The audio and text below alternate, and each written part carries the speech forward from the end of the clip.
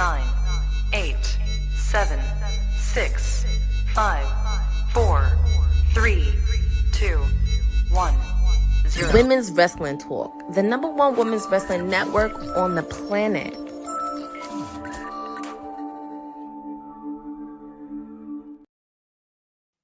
What up, y'all? We are back. A full day of WWT.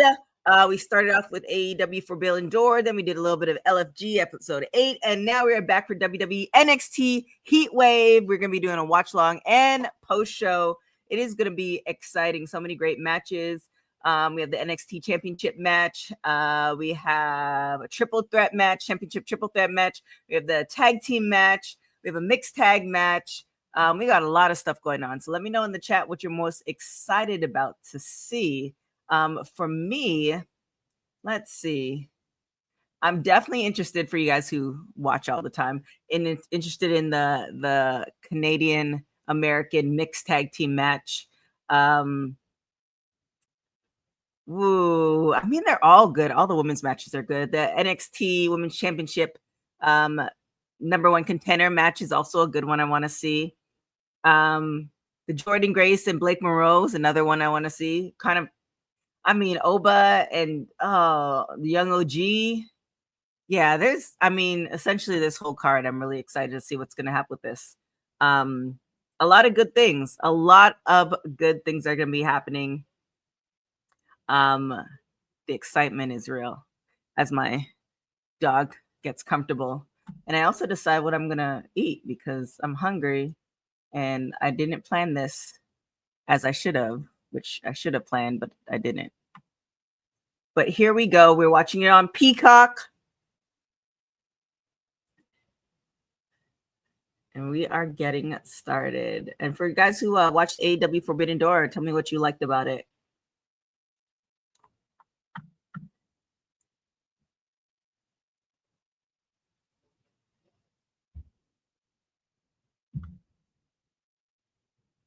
Miss Parker.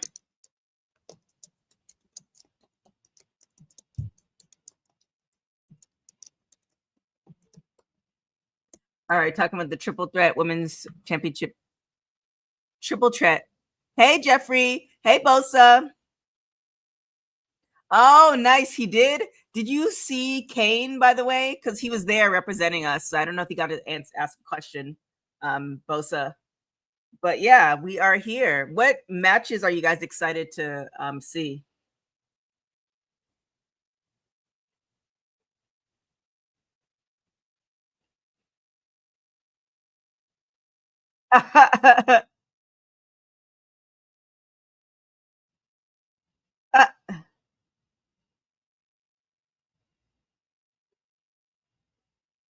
Mostly this one. Yeah, they are definitely going to kill it today. Like all the matches, Jordan Grace, Blake Monroe, this triple threat match is going to be good.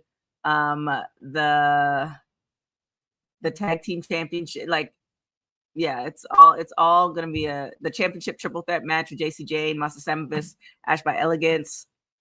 Yeah. It's so funny if you watch Vic Joseph on LFG talking about Booker T. That's hilarious. They need to string up those shady moments together. I think shady in love. I hope there's no beef, but it's funny. All right, so let's see. Jada Parker, Kalani Jordan, and Lola Vice. Ooh, all three have a good reason. Ooh. Yeah, I am looking forward to everything too, Jeffrey. Yeah.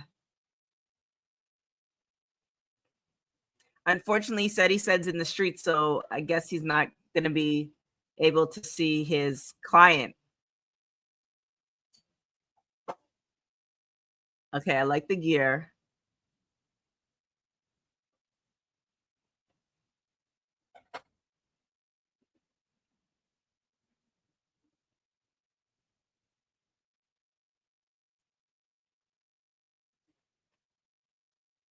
Oh, Jeffrey, you're picking Jada?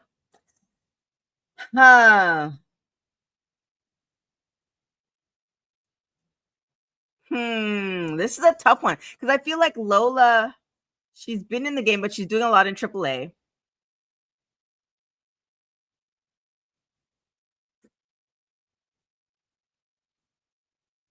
Ooh, I think I might go with Jada too. I think she can carry it.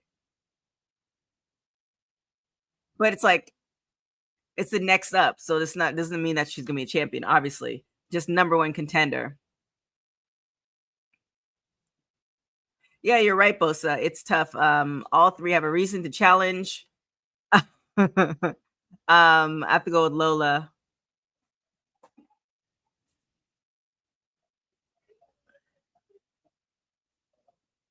Ooh.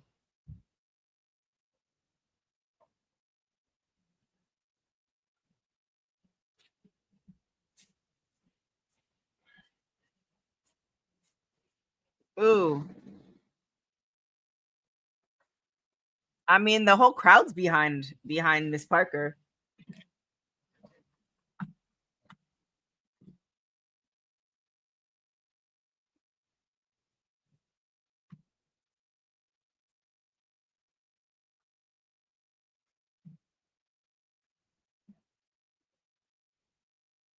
Also, if Jada wins and it doesn't result in her being the champion, then I don't think she should win. If that makes sense. If it's like if Lola wins and it doesn't result in her being champion, I think she'd be fine because she has AAA at the moment. But yeah, if this is a result in her going all the way, then I don't think she should win.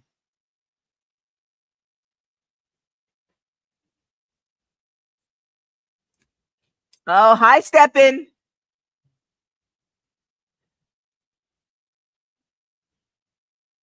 I feel like that's a football move from back in the day.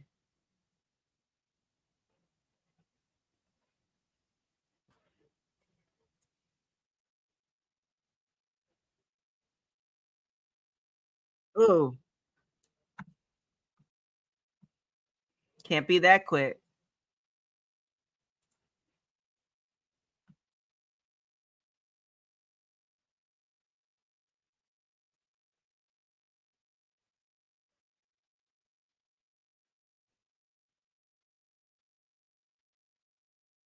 Yeah, Kalani's the only champion.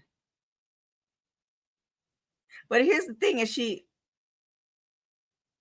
champion's advantage, but she hasn't had a championship since. So it almost kind of makes it like a fluke, which obviously I don't want to put it on there, but she also has a reason to win too, because she can't be like a one-hit wonder.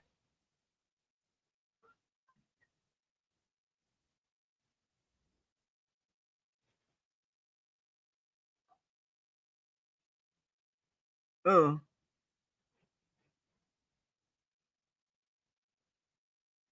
oh, oh, oh. Was that a misstep? Oh, okay. Oh, Claudia's mom's in the building.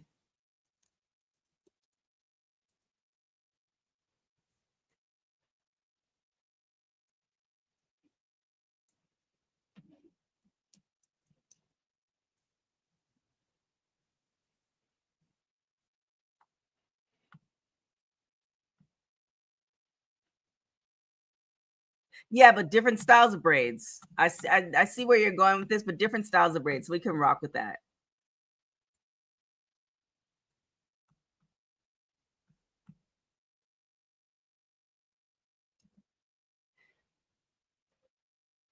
Oh, Miss Parker.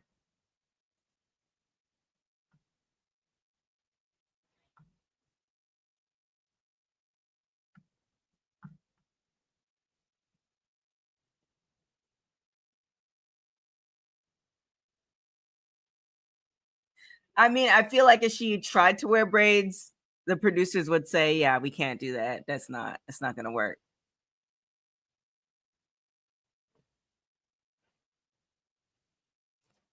I feel like they would have been like, "Nah, we can't do that."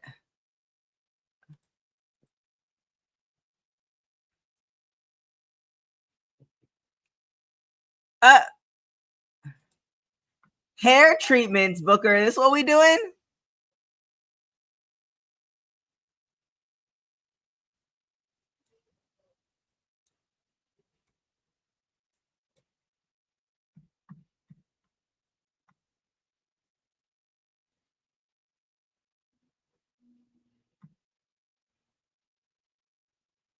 To the bullying? Oh.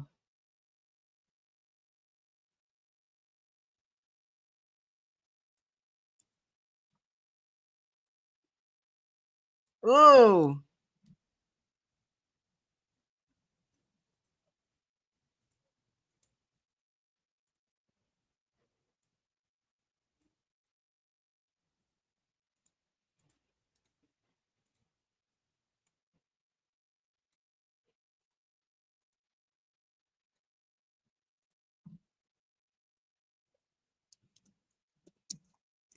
Ooh. Damn. The split too?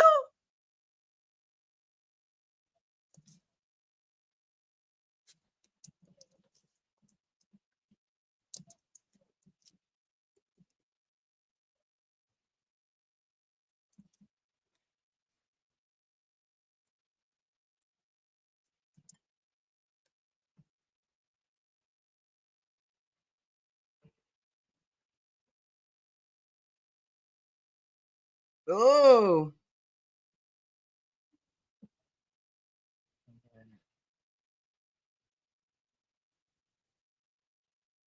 Oh, this is a really good match. Uh-oh. Yep, there we go.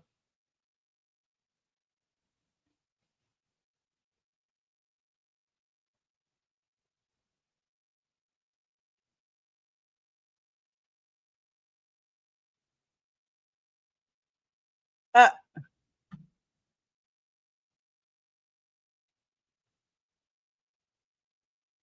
oh.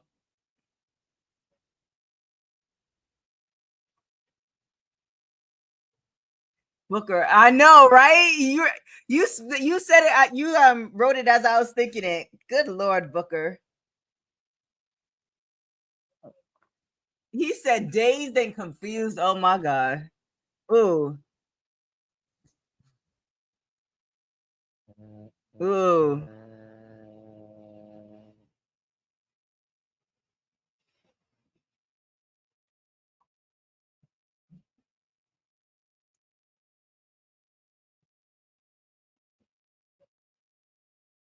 Hey, Lewis.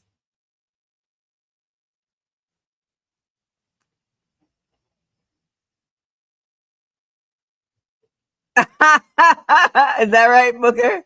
One time for your mind.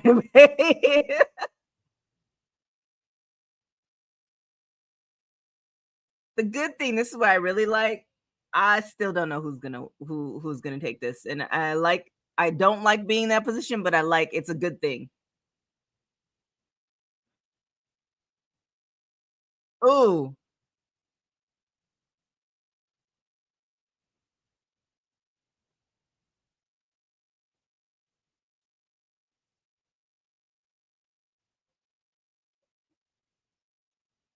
ooh,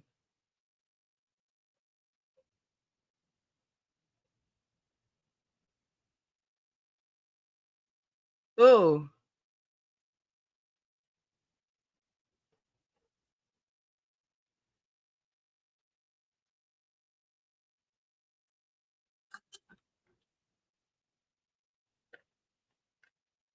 I think it's time for her to be champion.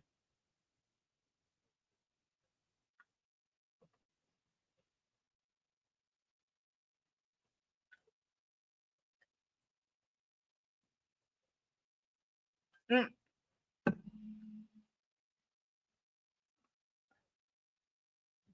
Leave a piece of your body. Okay. Uh-oh. Here we go. Oh my goodness. Ooh.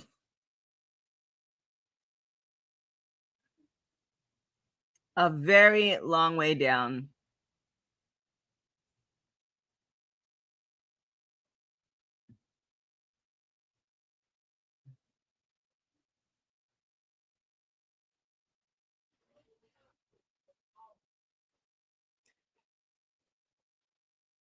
Well, because I think Lola's been there longer than all the other girls, right? I think she got signed before them.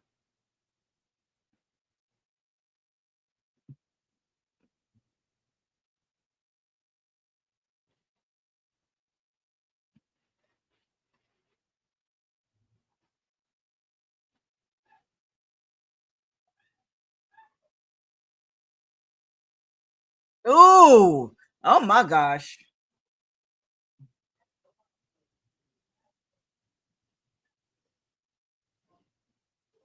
Oh, that's goodness. Oh my God. Double knees into the stomach.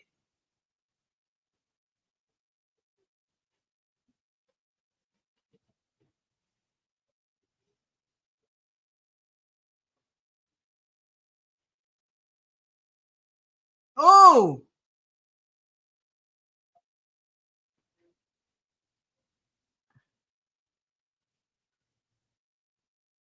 oh, okay. Ooh, she's looking to finish it. It is a really good match. Ooh. Oh, oh, oh. Is she, did she just tap? Oh no.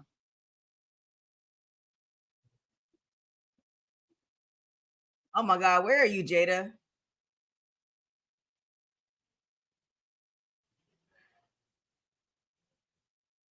Oh, here we go. There is Lola.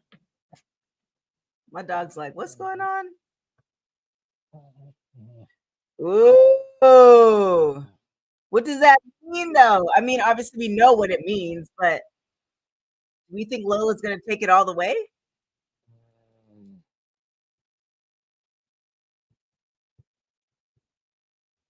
Ooh. Very great match. Facts. Facts on facts. Bila, you didn't have a great match. I mean, you didn't have a match. That part.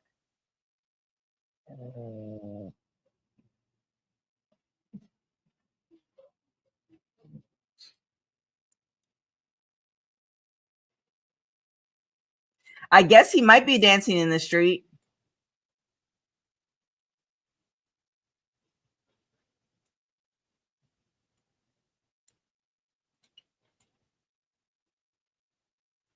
That's a thing. Are we looking? Do you think she's going to get it all the way? Do you think she's going to take it all the way?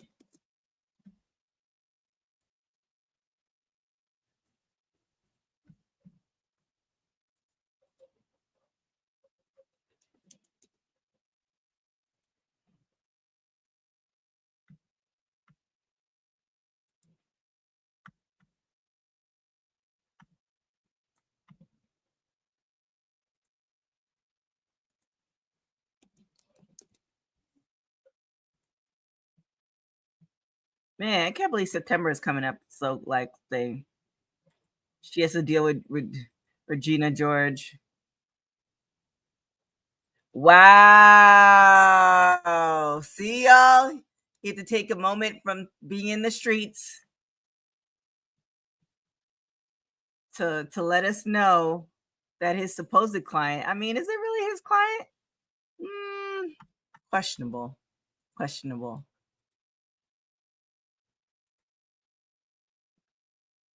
Has anybody been watching Evolve? Like, I mean, there's so much wrestling. I haven't got a chance to start watching it. Should we do, well, the reason I'm asking is, should we do watch along and post show for Evolve? Let me know what y'all think.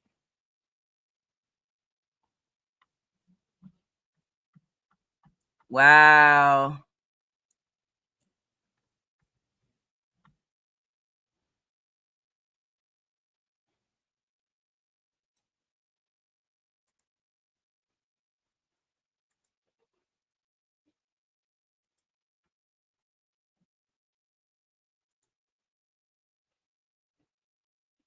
The bingo halls. Ooh.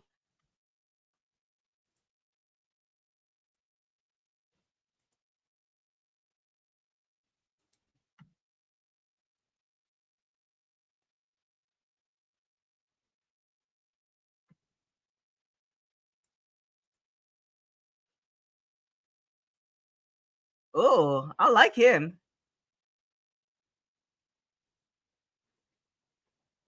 Same, Jeffrey. I've been saving it as well. I just need to get to it.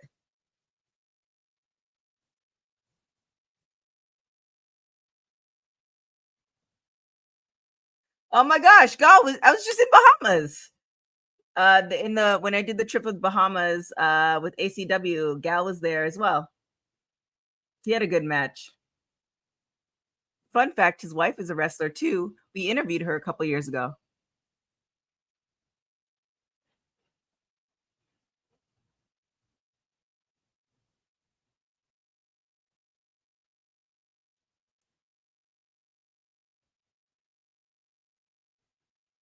I don't necessarily, this feels like an 80s situation going on.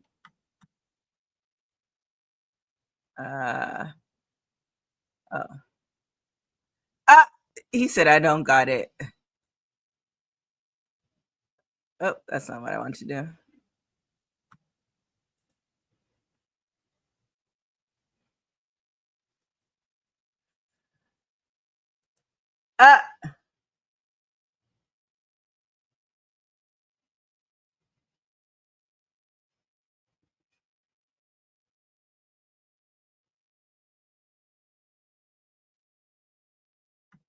What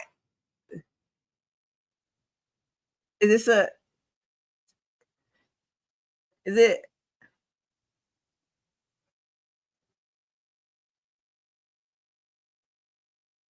Oh, okay. This is like a whole evolve situation. Oh, look who came in from the streets. The councilman is here. Have no fear. Have no fear. Your councilman is here. Joining y'all for the NXT watch along. I like TK said, I'm out from the streets for the day. I was supposed to be somewhere, and I was like, you know what? Why it's so hot outside? I don't want to go nowhere. Yeah, that too. There's that. It's a heat wave, no pun intended. Yeah, I'm like, nah, no bueno. I did brunch with a friend, and I'm like, yeah, I'm in for the rest of the day. Yeah, I was in these streets late last night. I was like, I'm good. Oh, in the streets late. Yeah, you know, I gotta prep people for Clash at Paris. You know what I'm saying? We gotta get folks ready and everything. Naomi not champ no more. It's starting to strategize of who's gonna get this belt. That part, huh? I don't know why I said showing stuff about his client. He's showing stuff? In the chat.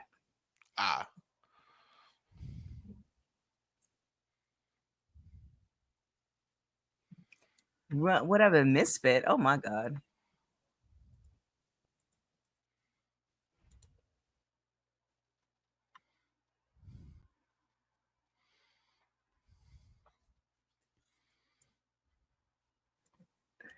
This is a very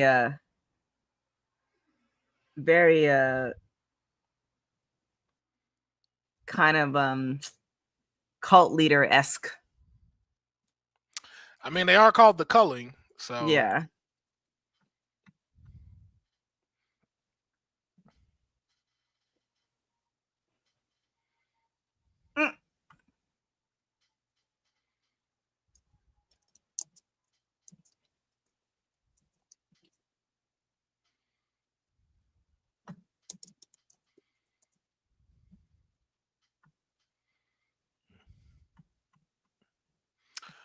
Thoughts on the triple threat match?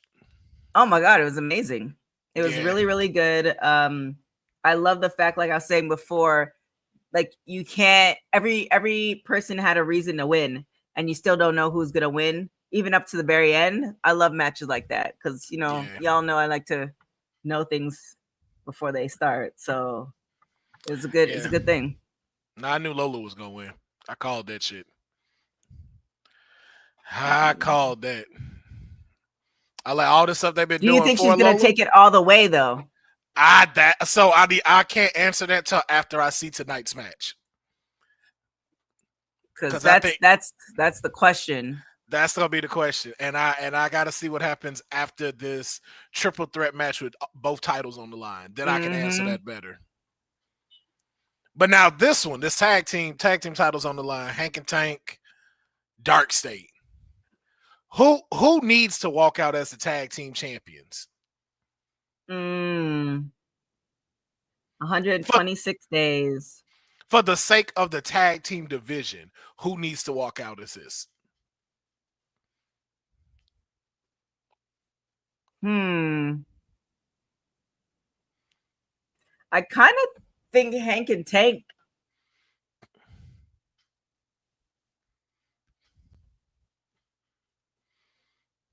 Yeah, I kind of think Hank and Tank, but Dark State, if they win, it can kind of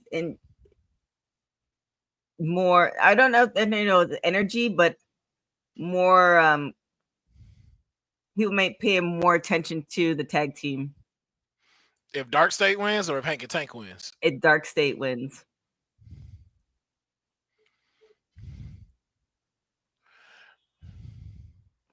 I'm curious. The tag team titles, no matter what, is just always a weird thing for any promotion. I've just been noticing that. It's just and Dark State kind of give me Wyatt 6 vibes, not as like they're like the creepiness of them, but it's like, do these cats need titles? Like, I didn't see the Wyatt 6 needing titles, right? And neither do I see Dark State. So it's like, okay, are y'all gonna put them on it like they did the Wyatt 6, and then what comes of that?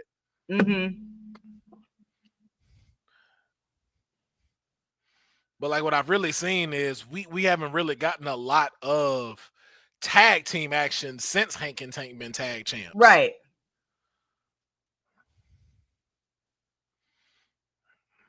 So it's like 126 days of paper championship in a way.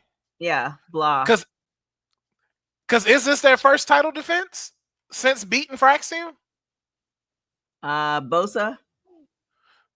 Bosa, let me know in the chat. Is this their first time defending the titles?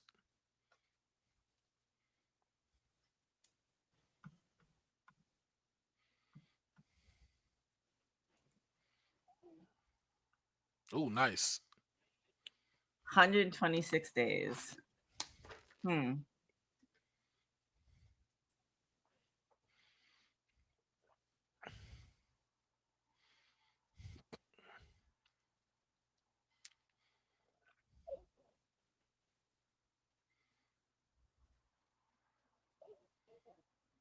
Man, I bet you Reality Wrestling, their membership or sign up to go to the school has to be out the door. There has to be a waiting list. Oh yeah, because all this promo is crazy in a good way. Did something just pop up? Where? With Reality Wrestling. Oh no, they were just talking about how Hank and Tank defended their championship at Reality Wrestling. That's so what it was. Yeah. Yeah.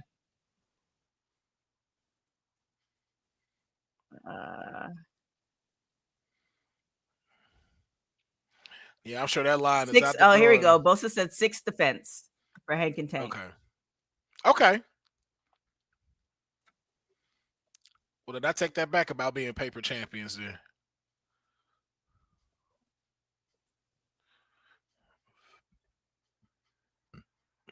Shoot, they got a couple of folks from Reality Wrestling. I can't wait to see Grace NXT. A shucky ducky.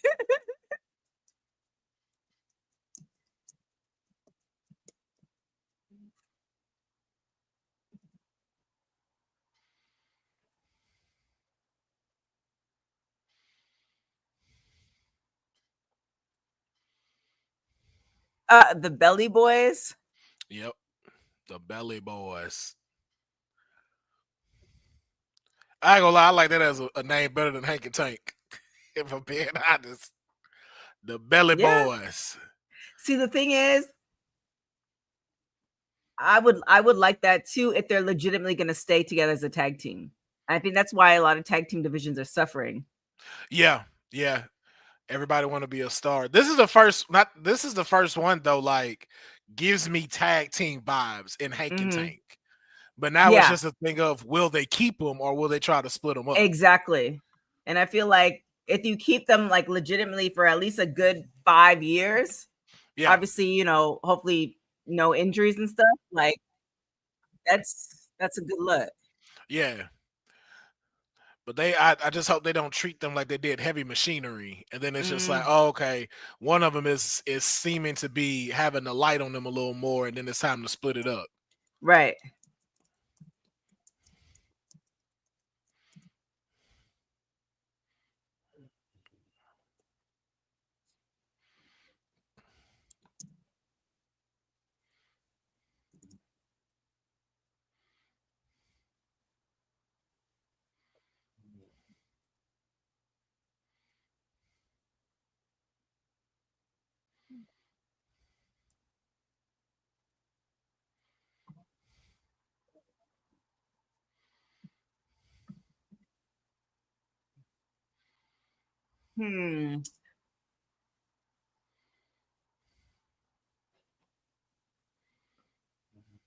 This is a tough one. Yeah, they got the two biggest ones in Dark State right now going against them. Because then here's the thing: if they lose their titles, then what's next for them? The Hank and Tank remind me of getting a second run at the tag titles. I don't think the call up would be just as quick. Right.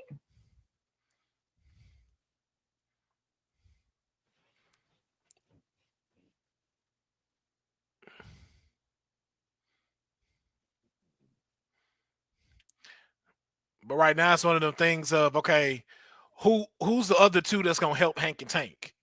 Right. Because we've seen this story. Like, you got the other two guys out there right now, and it's like, we know how this can end. Right. So it's like, if Hank and Tank lose the titles and they're now back on the chase for them, like, who's the other two that they're gonna pair up with them to help them get it back? I mean, the good thing is NXT has some solid factions. So it might not be just two, it might be like a faction. It's possible. Yeah, I can see that.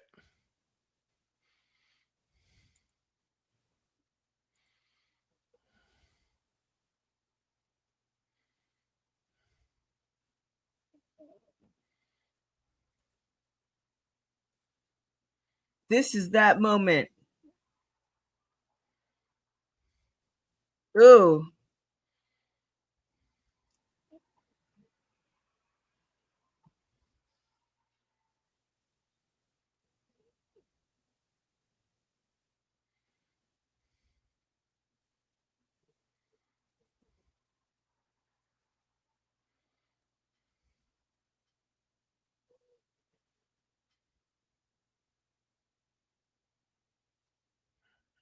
Oh, okay.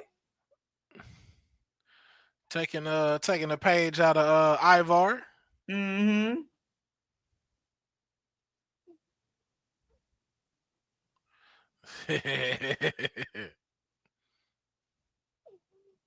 The belly bump.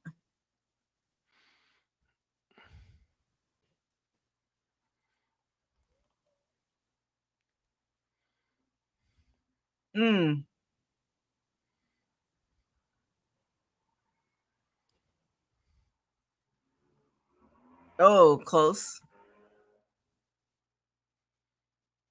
Ooh. All right. There go Hank.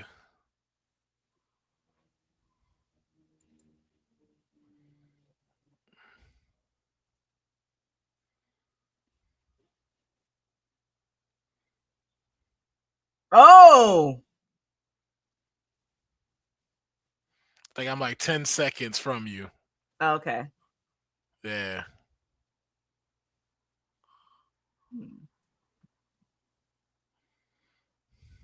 Okay, yeah, I just saw the kick out. Oh, yeah, you ahead of all of us then. Because even Jeffrey type, yeah, okay. You ahead of everybody. My bad. Yeah, you're about 10 seconds ahead of everybody. These are some big boys, all of them. Mm-hmm. Hank and Tank can go too. Mm-hmm. Because they did their thing at Stand and Deliver watching them perform. Oh, it says the Belly Boys on their shirt. Oh, so that is a thing. Okay. Mm-hmm. Ooh.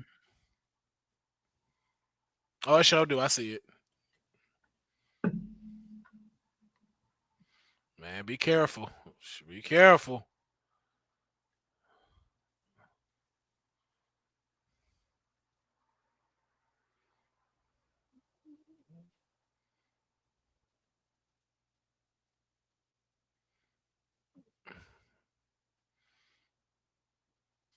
Okay, nice swan time.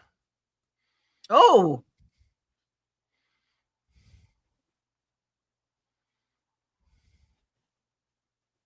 that was hilarious. Mm-hmm.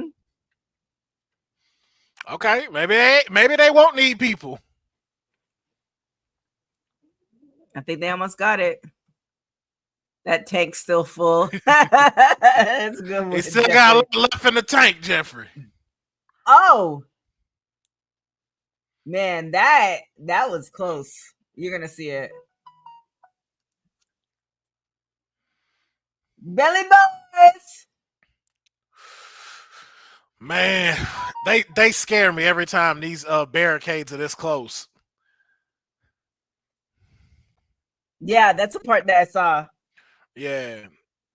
Even when like Kaylani was doing her stuff outside, I'm like, oh my God, please watch your feet.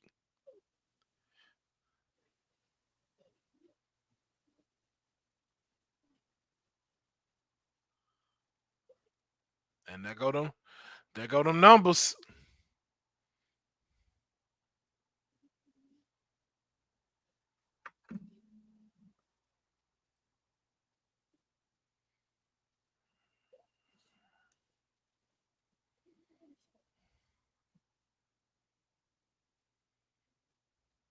Wow. I was trying to hold it in. I was like, when is he gonna see it? When is he gonna see it? Okay.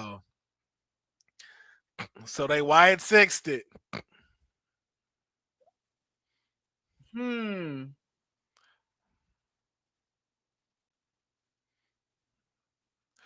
So I guess it's starting to shape up who's who in the faction. Uh-huh. Ooh, the Belly Boys. Damn. Yeah. Boss is saying this is stupid. They have to push Dark State because of. I thought you was expected.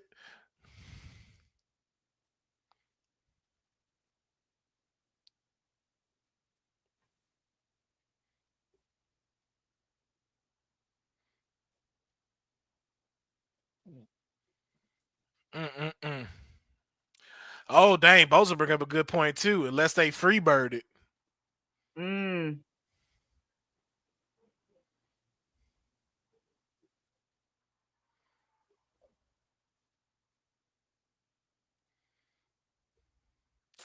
mean, it was a solid run, Hanky Tank. 126 days.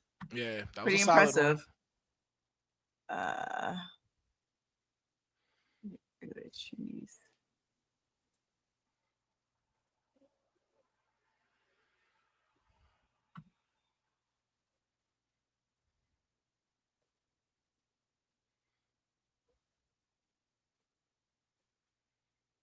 Damn, I can't believe we already are heading into September. This is crazy. Right? August just came here, just dapped left. us up and left. Uh-huh. Timu Retribution out of NXT Tag Team Champions. Wait, does Bubba have a podcast too now? Or is that Undertaker's podcast? That's Undertaker's. Him and his wife. Okay. Man, this beard line for Lexus King is crazy. Oh, God, yeah.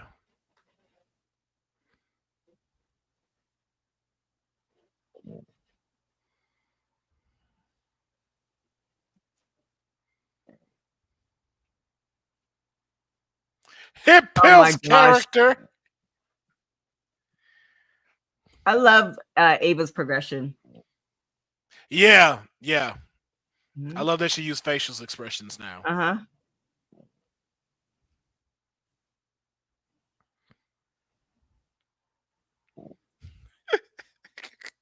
I was about to say something messed up, but I ain't gonna say it on here because it's WWT.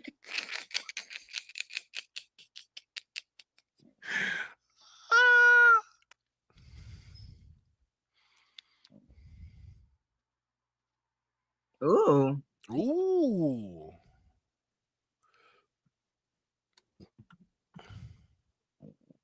That part, Jeffrey, shoe polish, just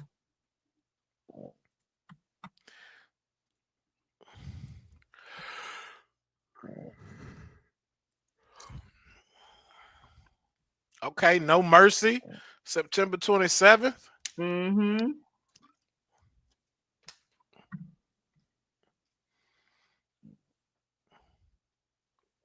Oh my. Already?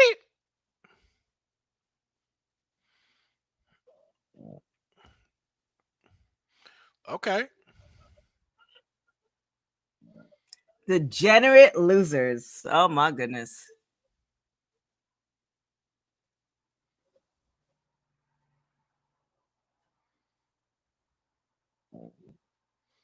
All right, I just heard Degenerates.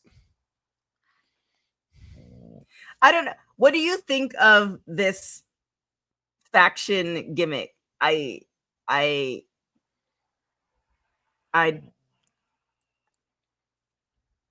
don't think it moves. No. I never like I always don't. I don't want to be a hater, but Ash just ain't it. Like Ash just still ain't gave me leader yet. Are you thinking it's not it, or do you think it's just not the right character for her? I don't think it's the right character. I just don't. It's you have. You know what it reminds me of? You still remind me of Charlotte Flair's sidekick. Oh, really? Yeah. Mm. Like it hasn't gotten me to where it's just like, yo, like when is it gonna be this breakout for her? Like, Right. do you see her as TNA Knockouts champion? Here's the thing. So, Jeffrey, you said Dana Brooke. When Dana Brooke was in NXT and WWE, she obviously she has muscles now, but she was bigger muscular wise, where she seemed more of a threat, like almost like a Jordan Grace-esque before Jordan Grace was the Jordan Grace we know now. Now she's leaned up so much that it's like I see what they're trying to do with the gimmick, but I just am not. I'm very lukewarm to it. It reminds me of when oh my god, what's her name? When she was wearing all the gold and she had like the porn star music. Mandy Rose. Yeah. When she did, it was just kind of like, okay, like you're beautiful, yes, all the things. But it's not. It didn't just, hit. To me, just it didn't move the needle. It didn't. It wasn't until you dyed your hair and you became back to NXT. It worked. And the thing is, even with this one, if the Ash by Elegance faction would have been first instead of her being a tag team, then maybe this would have been something different. But because she was already in a tag team and y'all were having this Ash by Elegance, it became like a tag team brand. Is what I'm saying. Oh, like first she was solo, then it became tag team, and then it was like, okay, like y'all should have, if y'all gonna get behind Ash, like make it a faction and start from there, right? Because like now you didn't gave your belt to this other person, and it's just like, I guess, it's not like look at the complete opposite of who she's going up against. All three of these women are superstars. JC Jane just showed you why she's that one. We already know Fallon Henley can go in the ring and she's a star. Right. Jasmine Nix just continues to get better and soak up the game even more. Yeah. All of them look like champions. All of them act like champions. Yeah, it's I mean, hopefully they figure. I mean, I'm always here for a good faction, and you know, unfortunately, not all of them can hit. Yeah, it just needs a better focus. I think if they were to like, okay, we want to make Ash by Elegance and the Ash by Elegance brand, one of the pillars of the women's division in TNA and really put it behind her, that's what it needs. But right now, that's not what they're doing. So do you think JC's gonna retain, or you think she's gonna lose it? Man, I don't know, because you got Ash by Elegance brand out here now. So that factor is kind of gone. This is the only reason why I can see her getting it, is Ash and Masha doing too much and Jane sneaking it.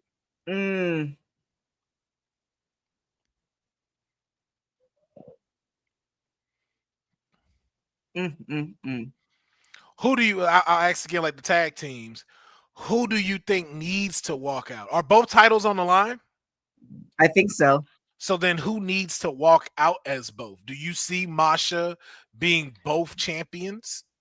And do you see Ash being both champions? Here's the question, Bosa, because I know you know Bosa. If both titles are not on the line, it's just the TNA, then I see it going back to TNA. Right. If both titles are on the line, then I see JC retaining. Because I see both Ash and Masha, like you said, TNA, but both titles.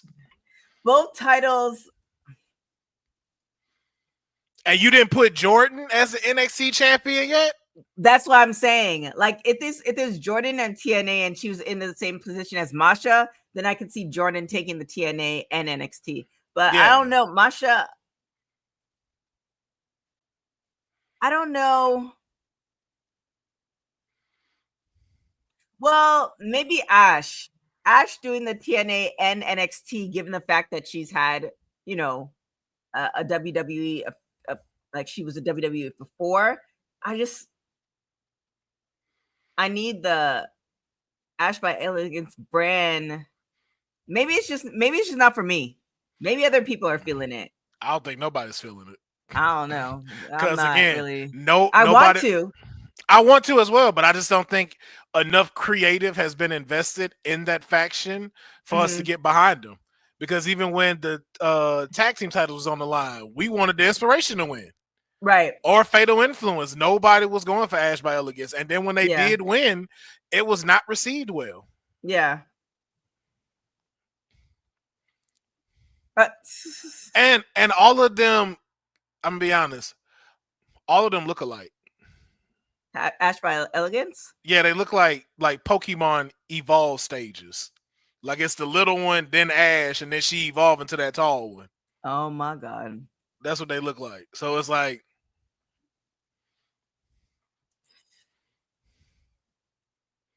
well, I mean, yeah, I don't know. Look, you look at over there, and it's like, I mean, I see it. I see what you're saying. Look at that. That's the little one. She evolves into Ash, and then when Ash get pissed off, she turned into the tall one. Oh my gosh. And you looking at the two differences, like look at Fatal Influence, look at the Ash by Elegance brand. Which ones look like superstars? Which one looks like minions behind a B tier character? Oh, gotcha. Yeah, I see what you're saying. But maybe that's also the thing, right? It's like there's one leader with Ash by Elegance, whereas Fatal Attraction, eventually they're gonna break up. We already see that, and I feel like Ash by Elegance, given where they are, maybe it's a true faction. You know what I'm saying? Like, yeah, it is good sometimes when you have a faction where it's like, no, we're just a faction, not just a faction, but we're like a legitimate faction. We're not going anywhere. Is this just for the TNA title? Oh, the TNA knockouts, yeah. So both aren't on the line. Yeah. See, I know Bosa would know. Oh, yeah. So now, I think it might go back to TNA. Yeah, it might go back.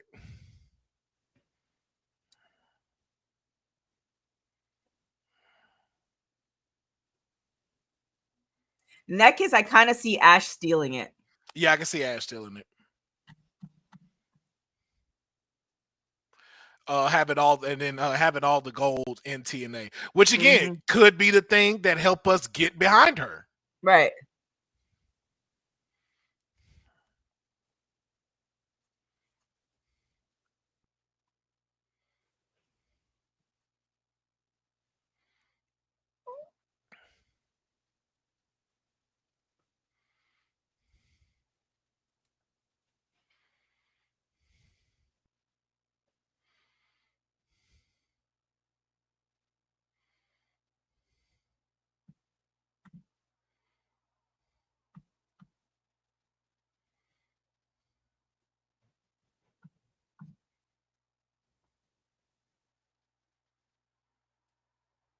Yeah, it is for the Knockouts title.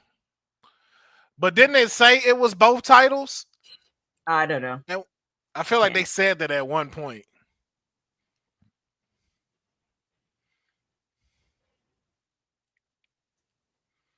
But then what does that do?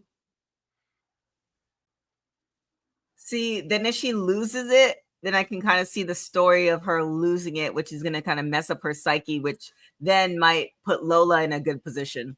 Yeah, especially at No Mercy. Right. Jeffrey saying they didn't say it. Okay.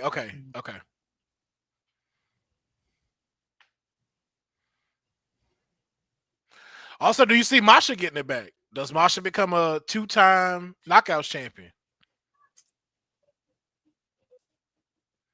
Or 3? I don't know how many. You know what? I can't really call it because I haven't watched TNA in a little bit, so I don't know where she stands. Like, I know where she stands in TNA, but I would need to see her character in TNA to really call it.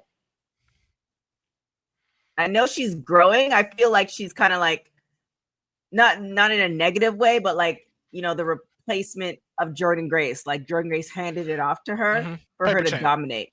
Yeah. So if that's the case, then, you know, Masha having it would be good. But then what does that do for the storyline in TNA? Well, I think that's the thing too of what is going to be the storyline for the Knockouts Championship. And I think that is something that's been lacking since Jordan's left. Like, we really haven't seen any developing stories in TNA like that get you as interested with the Knockouts Championship. Right.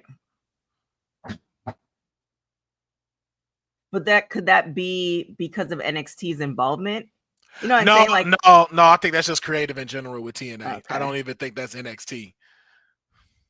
Because again, the same thing we're talking about with Ash by Elegance. Like, if this is someone you see as a champion, put creative into her, put money behind it. Right. Like, let's really see y'all give her what it is she needs.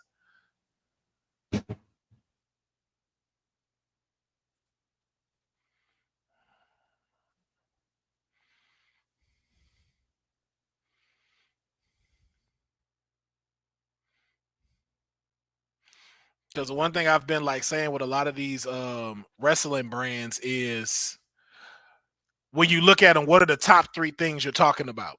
Mm-hmm. And in NXT, you know, NXT, WWE, even TNA, I mean, even AEW, women are mentioned in that. But when you talk about TNA, that's not the first 3 things you think about. You think about Trick Williams. You think about the Jeff Hardy tag team stuff. And then you may think about either First Class or Mike Santana. Uh-huh. Oh. Oh my God.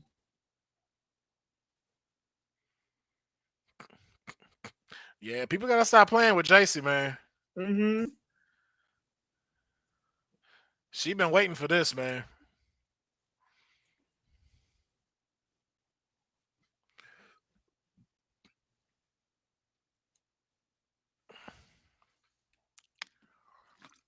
Oh, and here we go. Goes. Here we go.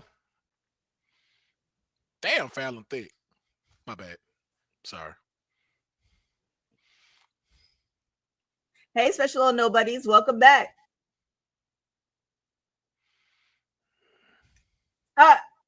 Get out of here.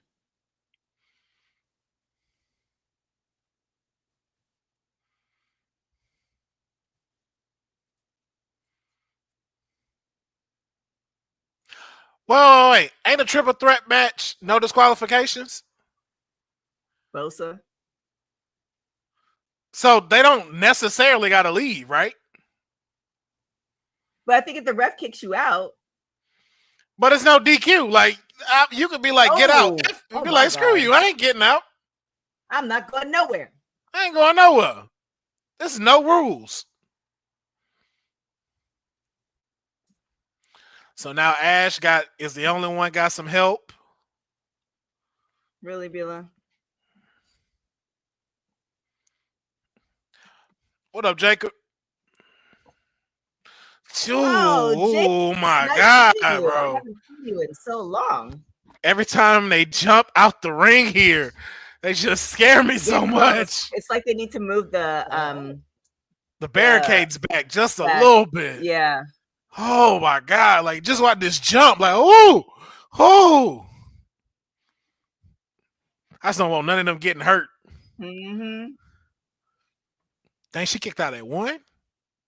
Oh. I know, Beulah. She's kicking out at 1.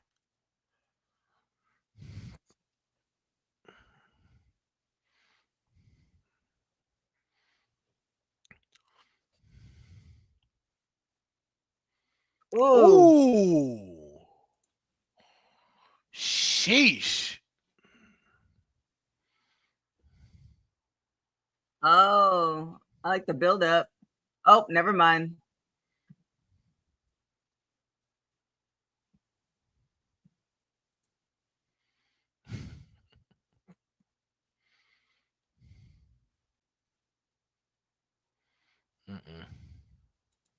Yeah, I like. There's no way Masha kicked out at 1, and then you finna get a 3 count.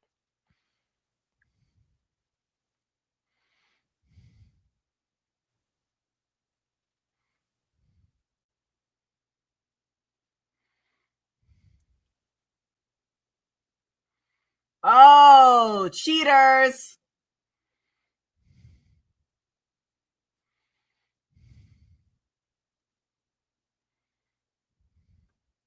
Oh, and now y'all out of here.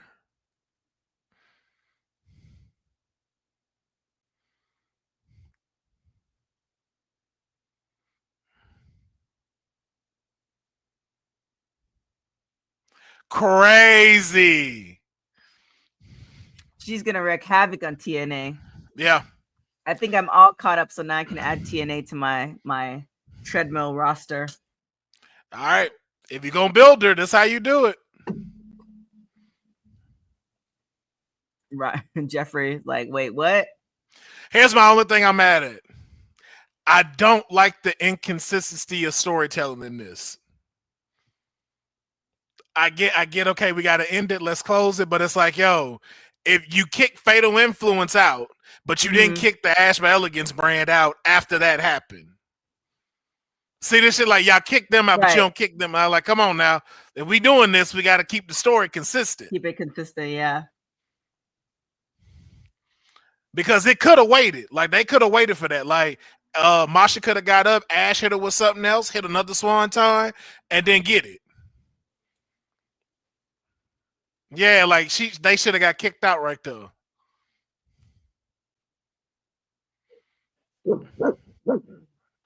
Ash got to work on her landing too.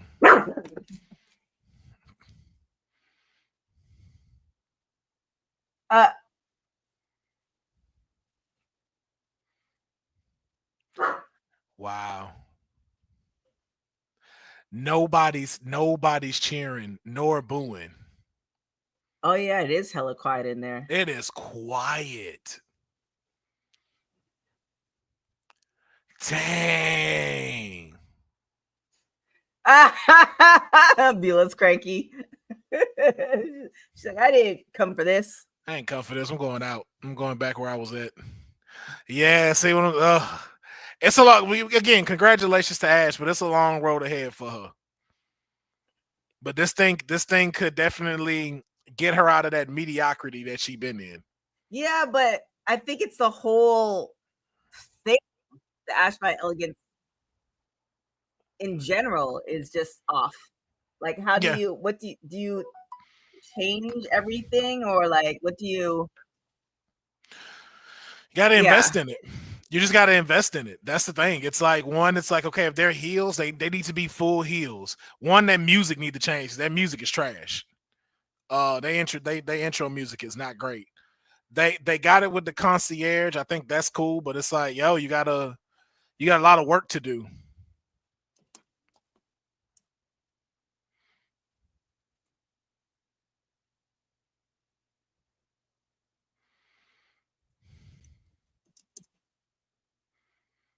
Thank you, Seth. Thank you, Mayor. Thank you. I literally was just talking about that with consistency in the story.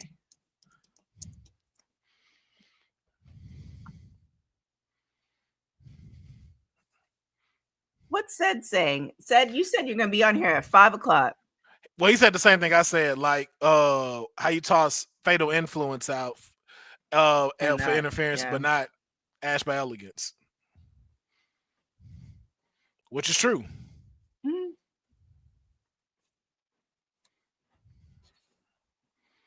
Shade.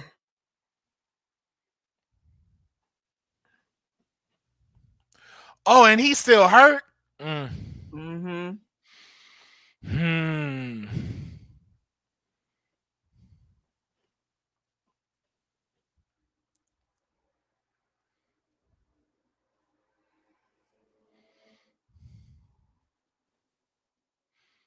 He says he's still driving home right now. Yeah, from the streets. Had a hard weekend. Hey, you know.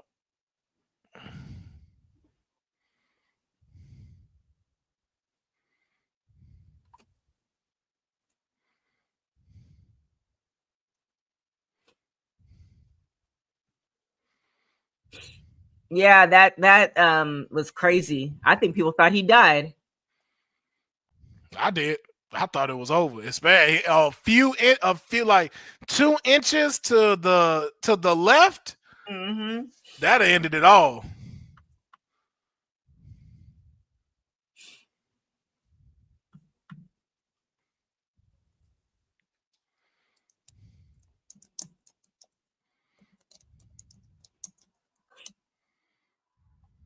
He can't see Ricky's eyes. All the shade. Yeah, he is throwing it.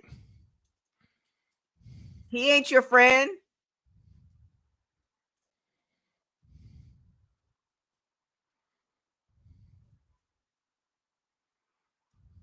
Oh, we're going back to Arizona, Said. Sounds like you have to do a road trip. Ooh, I might have to go on that trip with you then, Said. Uh-oh. That's a show right there. The mayor and the councilman. Yeah, on the road to AZ. Hey, we might have to go to talk about that.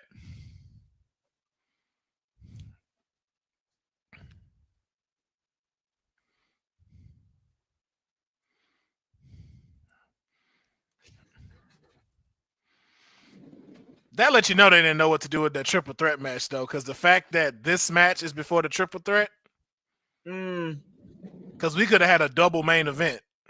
True. Oh yeah, no, I could definitely give my opinion about the ESPN thing.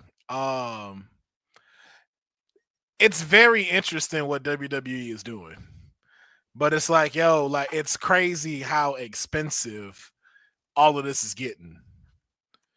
Like I don't know if people realize, like, to watch everything that you need to watch, you're paying $1,800 a year just to watch WWE stuff.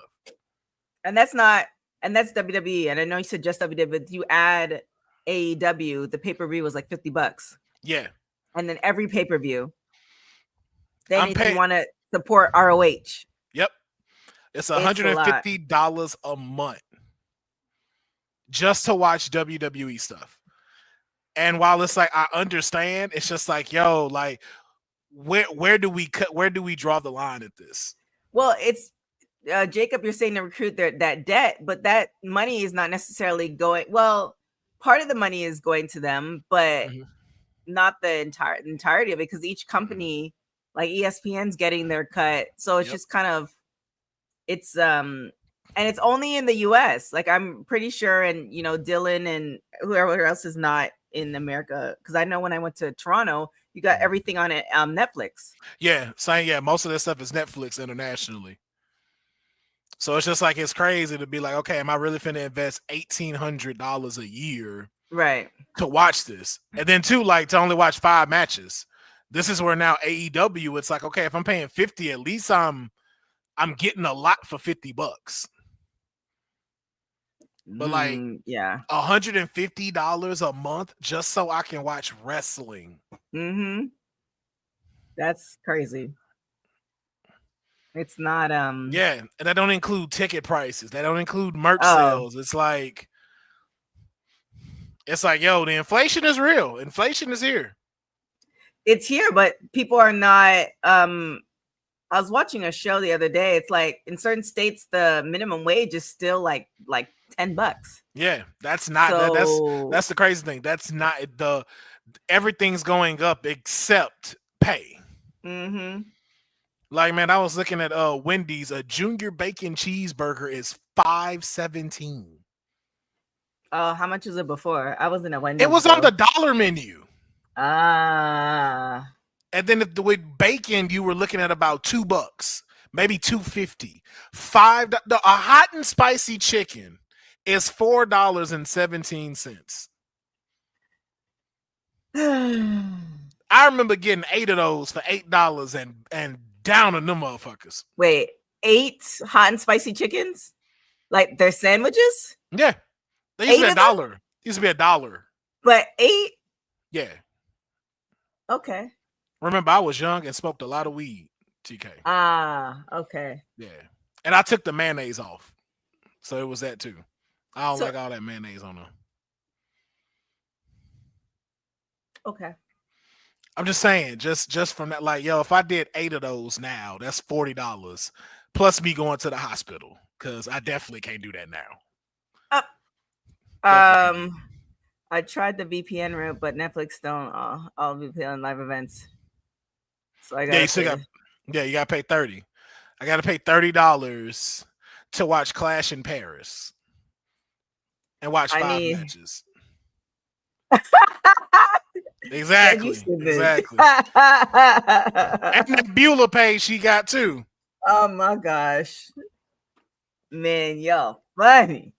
Who do you have in this one? Blake Monroe or Jordan Grace?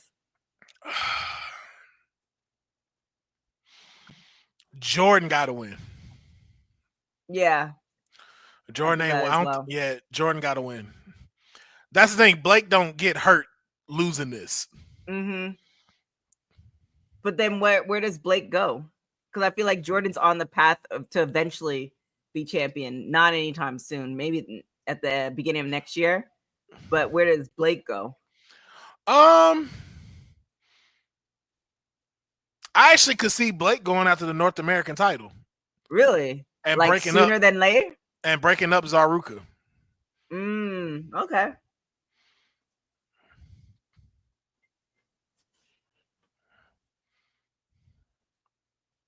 Because this don't do nothing for Jordan to lose. Whatever Jordan, so she was really like D's when she left TNA and then coming to NXT. But it seems like she's like leaned out a little bit, but still kept the muscle. Whatever she did, it looks really good. Like she looks good either way, but there's like a softer. She looked bigger now in this right here. Really? Yeah. It looks like it's a soft. She looks softer. No, I'm saying like no. I'm agreeing with you. Like what was the last PLE when she went up against Stephanie? Mm-hmm. Was that during SummerSlam? I think so. Oh no, mm-hmm. a little bit earlier than that. No, like like you said, she was real like lean, soft looking, and here she looked like she got a little bit more jacked. Yeah. But she still has dropped it. Like she don't look as bulky no more. Mm-hmm.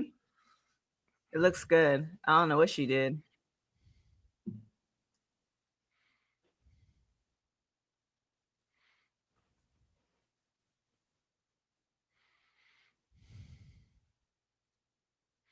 That was she could have slapped Blake harder than that.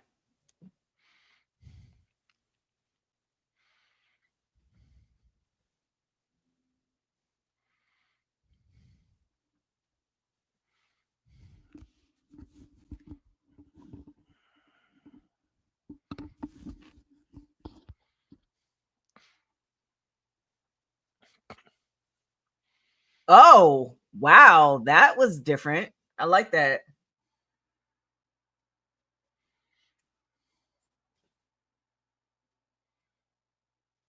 Oh, okay. Yeah.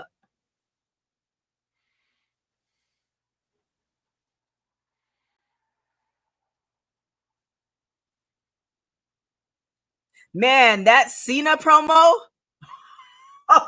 Oh my God. Oh my God. Cena. Welcome to the WWE. Yeah, I don't know if this is on WWE somewhere. I'm sure it is, and if it's not, they need to. They just need to string all Cena's promos together, like all the fire ones, because, woo. And shout out to the comedians that write his stuff, man. Shout out to them, because they be killing it. Do you know for sure it's comedians? Yeah. Yeah, his stuff is on point. What was the one? The one where he bodied Austin Theory. Mm-hmm. I know the comedian. Yeah, I know the comedian that wrote that. He was on what was his thing? The Snitsky thing on Amazon Prime. He had that movie. The movie you're talking about? Yeah, he's on that movie with him, and he wrote it during that time. Okay, yeah, because the one he did with Roman was really good back in the day. Yeah. That's when I really like. Oh, okay, I see you. Mm-hmm. But that one he did on Friday. Yeah. Oh my God. Yeah, man. I was like, Logan, you got to step it up now. But that's good. I like it. Mm-hmm. But I know too. It's like when he does that, people be looking at it like, oh, he trying to bury somebody. But it's like, nah, like this is a step up time. Like I'm doing this to you because I believe you to be the next person in this business. It was actually. What did you say? No, go ahead. It was actually after that when Roman and Cena had that promo. It felt like after that you didn't see, like, you saw Roman is like, it's not saying like he didn't take it seriously, because he did, but it's like he took it to another level. And I don't know if it was like the combination of that and him working with WWE. I don't know what happened, but after that it was like the trajectory, like they were pushing him down our throats for so long, but that after that time, it's just something different. It was like in a good way. Yeah, he needed it. But it was the same thing. It's the same thing with Bray Wyatt. Like when Bray lost him at WrestleMania, he said, "Bro, that changed me and made me step up to a whole nother level." Mm-hmm.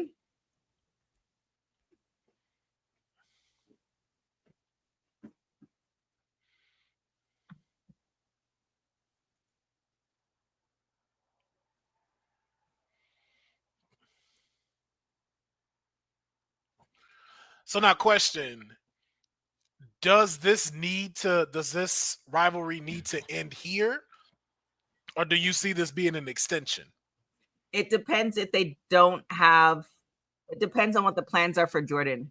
The plans that they have for Jordan are not supposed to take into effect until the beginning of the year. Then I could see them running this back like one or two more times for the rest of the year. But they have something planned.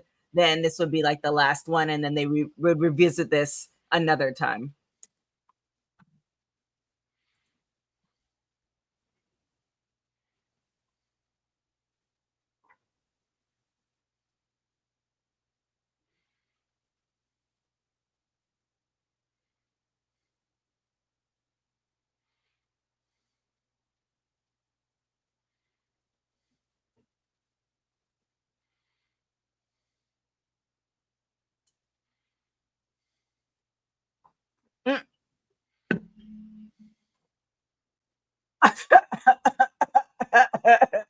Yeah, look at me.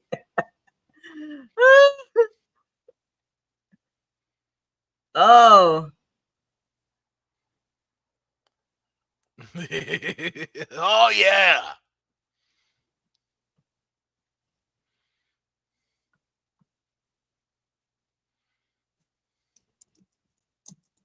Ooh, nice.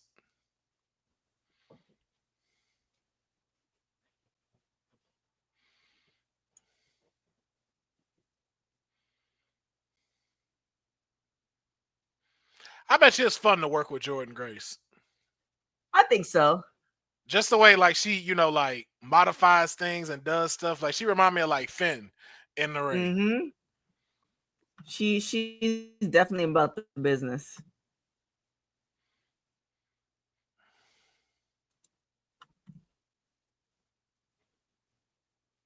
I do feel like, though, Jordan is holding back.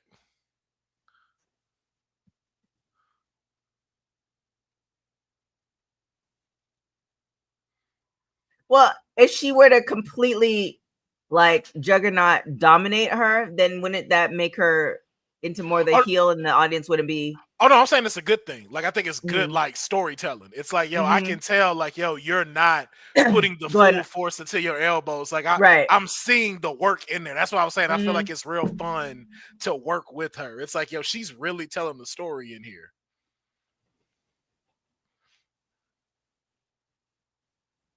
Ooh. Oh.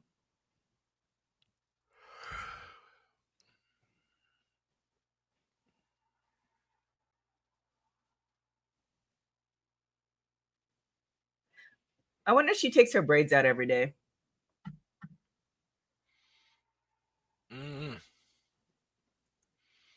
That's a lot of work.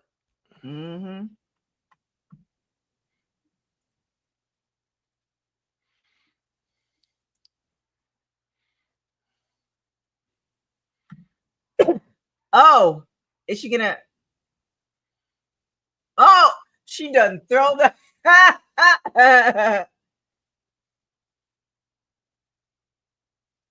Ooh.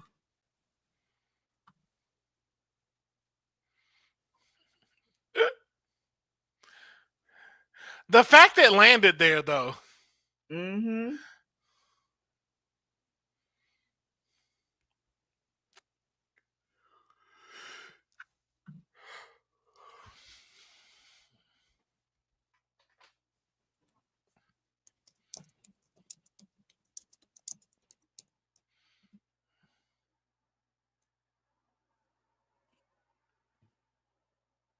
Oh.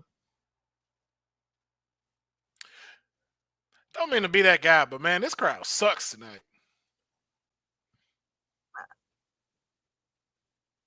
Could it be a crowd that's not as knowledgeable of the women's matches? Even if you not, like, you know what it is when you come here. Like, yo, fucking participate. Like, stop playing. Like, if you don't like them, boo the shit out of them. Right. Even if you don't know them like that, and you know they're the baby face of it, cheer. Right. Like, give the energy. Don't just be sitting here just.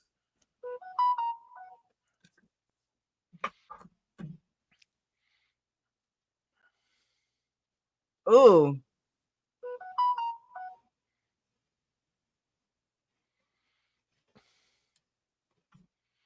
They're like, they just sitting there, just watching.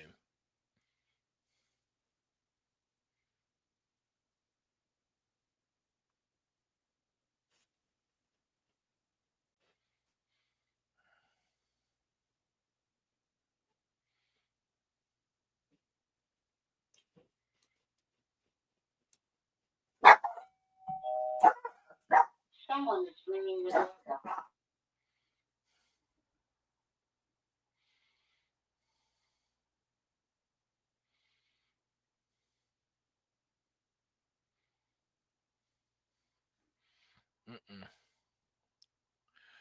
Right, Jeffrey. This ain't Japan. It's like, yo, like, come on.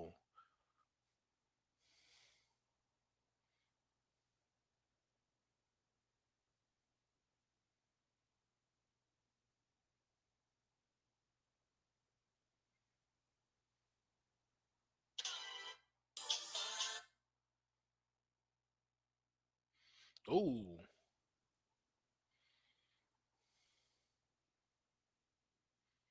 There we go. Yo. Blakehead must be wild. Ooh, nice. Nice suplex.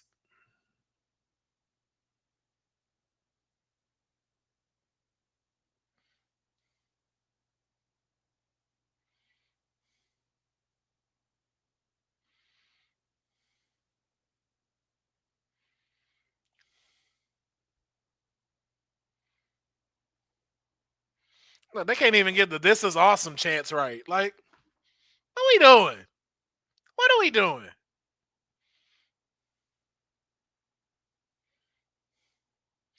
Like, the clap wasn't even right. Like, this is awesome. This, like, what's happening? Massachusetts.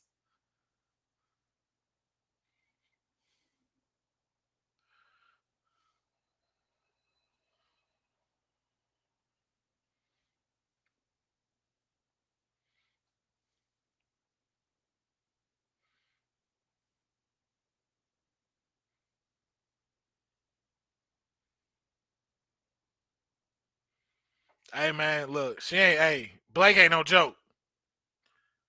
What's going on, Courtney? I don't have access to StreamYard, so I can't pull up the comments. But we out here. They are killing it though, Jordan and Blake. No, they're killing it. This is fantastic storytelling.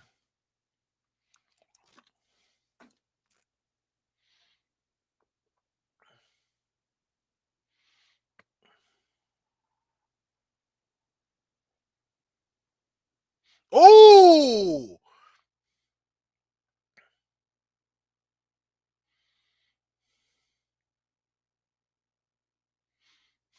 They gonna get a second one. They gonna get a second one. They're gonna get a second match. Yeah, with a stipulation. Yeah, we're this rivalry gonna extend.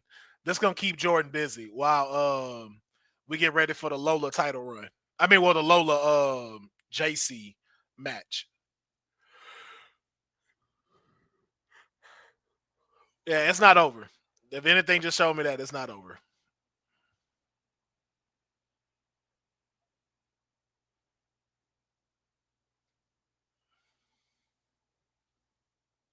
Yeah, we definitely extended this rivalry. Oh, so Yep. Blake won? Yeah. Oh, interesting. The exposed turnbuckle, she used it to her advantage. I had a feeling that was gonna be there for a reason. Yeah, that's why I said this rivalry gonna extend. This was gonna keep Jordan busy. Yeah. Like next which match is good. Stipulation. Yeah, it's good. It keeps her busy, doesn't keep her like, stagnant or anything like that. So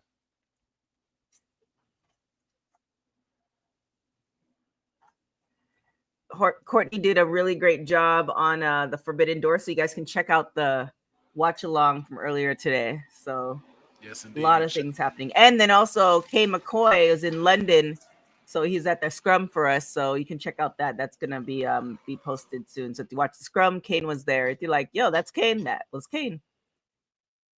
Oh my God, it's Kane! Big meaty men.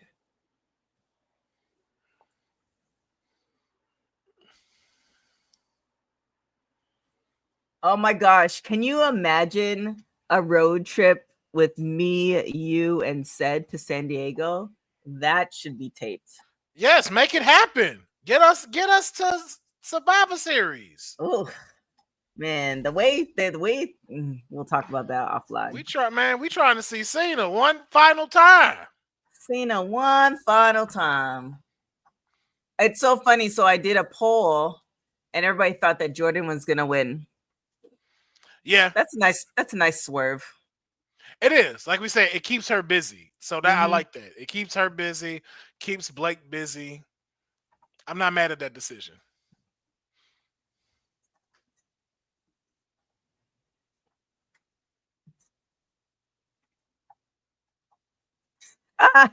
Jeffrey with the shade. Everybody got to pay their way. I know y'all think I'm balling. I'm not.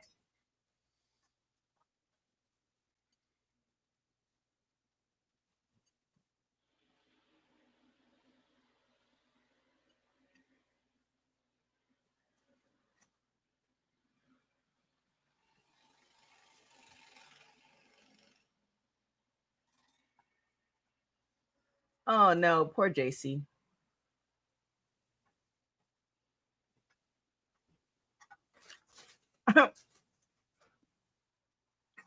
What is this ref doing? Come on, don't do it. Don't. What are you doing? Yeah, I definitely want to see Lash and Jada. Yeah.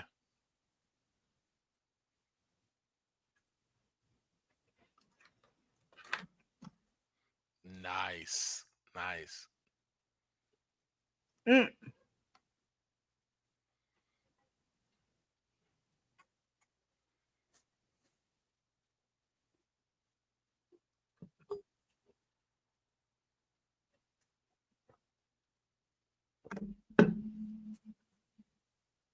That's a good one.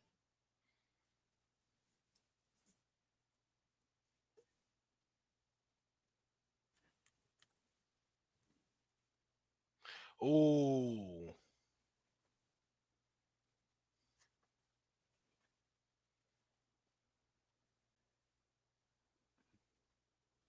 I didn't realize Soul was so tall. That's what I was just about to say.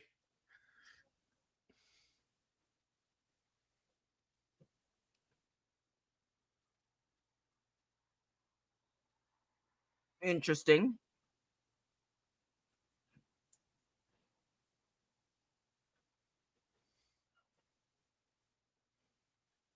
Jasmine gonna have to work on her stuff.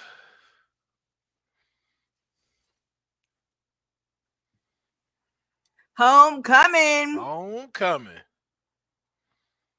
Well, she did volleyball, right? Yeah, she did. Yep. Always shout out to Soul Ruka. Always holding it down.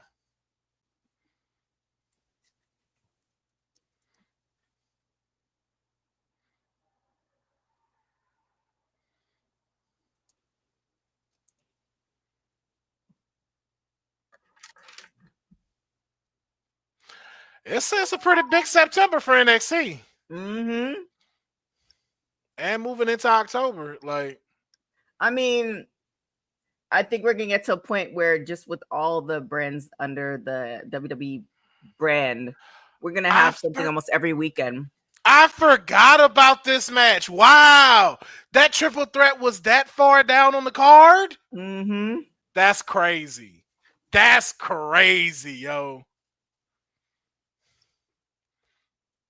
The greatest North American alive. She has some pretty big heels on too, though, Mayor. So I will say. And you already know though, Lola's short.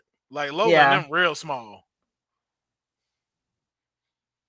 Like I didn't realize how like short her, Roxanne, and Stephanie Recur were till I saw them in person. I was like, oh, y'all small. Mm-hmm. Yeah, Soul's 5'9", and then you put the heels on, she's sitting at about 5'11". Yes, Mayor. When you get home and you hop on here, we could talk about No Mercy. Well, she want to talk about Halloween Havoc too. Man, I love Chelsea Green. Yeah, man.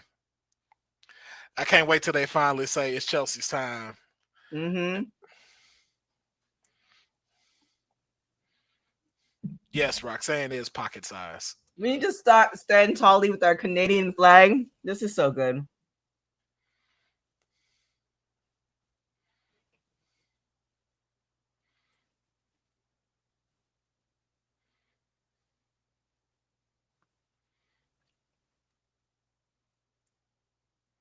Oh, Havoc in Arizona, Cedric. They gonna be in the AZ. yeah, Cedric's stomping ground.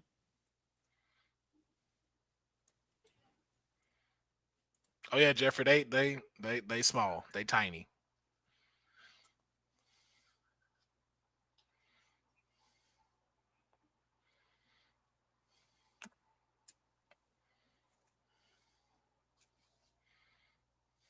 With Canada on your back. Oh my God, Chelsea. I love it.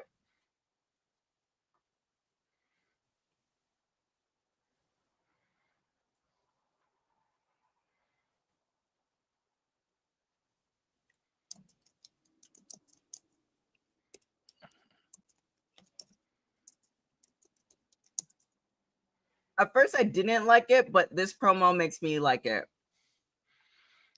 I like the two of them. Mm-hmm.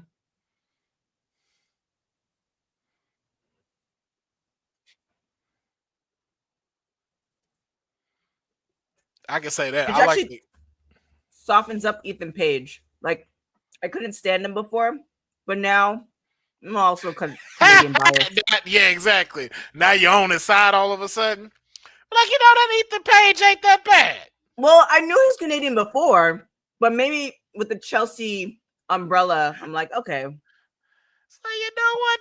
That Ethan Page can go. Yeah, no. He goes a long way with me. Don't get it twisted, Jeffrey. I think the Americans are gonna win, but this gimmick that they're doing and the promo that they did, I like it. You know who I wish was a part of it? I don't know. She's injured. Ariana. Ariana Grace. Mm-hmm. She We haven't seen her since she was doing stuff on TNA. I feel like we haven't seen her since then. she be doing house shows and stuff like that, but also too like in her and Lorenzo about to get married, right? Because I don't think we've seen Lorenzo that much in these last couple of weeks, so they might be on their wedding break.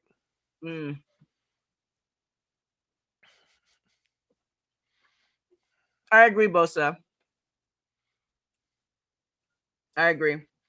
But if you watch LFG, do you think she won because she's been there for so long?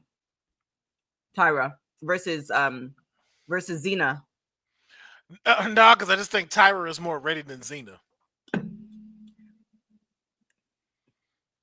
Here's but the thing. That also could be because she's been there longer. To your point, do you think?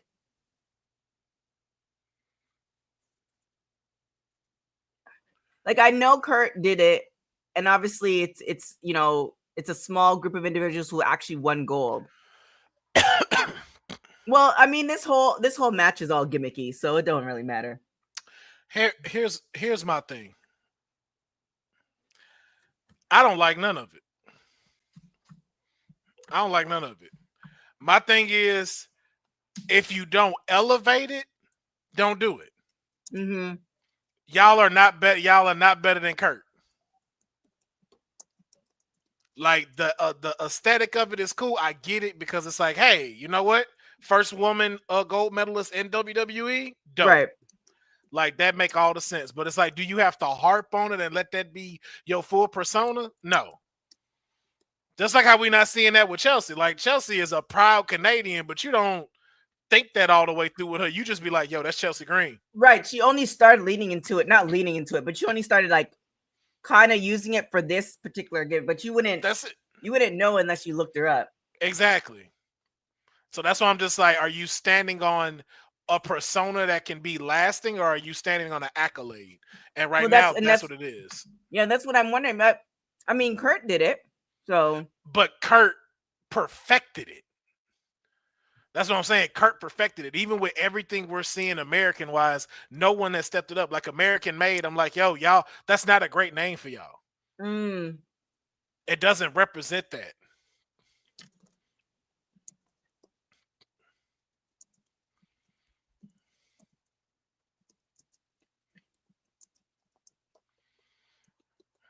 And like you hear this pop she got, like this is the loudest we heard anybody. And she's supposed to be the heel of this match. Oh,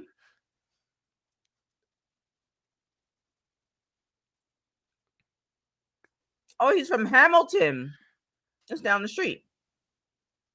I actually kind of like that belt. I like Ethan Page, man. I don't care what nobody say. Man, music go hard, everything.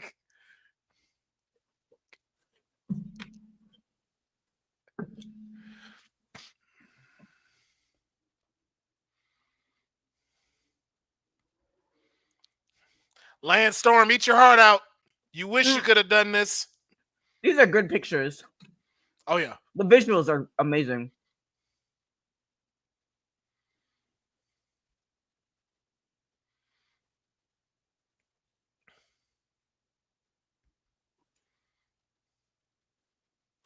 Imagine if they lose and they start stomping them, and then all the Canadian wrestlers come.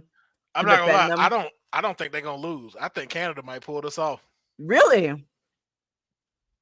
Because you got to remember, they're gonna run it back then. I don't even think it's the thing to run it back, because either Chelsea lets Tyra go over. That's the only way I see this winning. But she's a veteran. Yeah. But again, this is a showcase too. But Ethan got way more experience than Tavion.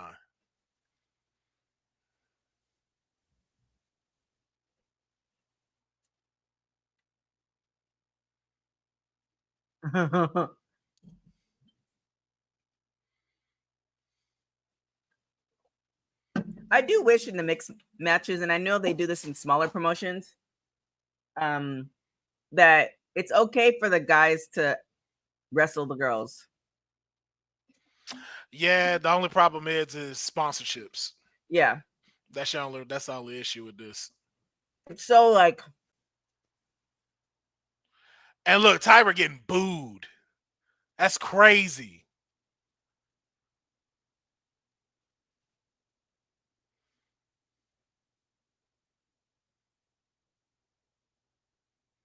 she's really a heel. She's really a heel though, and I feel like if they take the gimmick away from her and let her be a heel, it might actually work for her. That's what I'm saying. Like, yo, like I don't think she needs this. No, this Tavion. I'm like, bro, like, stop trying to do this whole USA thing as a like. It's cool for this right here, but it's like, look what's happening. Y'all trying to get the crowd, and they booing y'all. They're booing. They're booing the Americans in America. In America, Bila, step on the pink chair first. They're chanting Canada.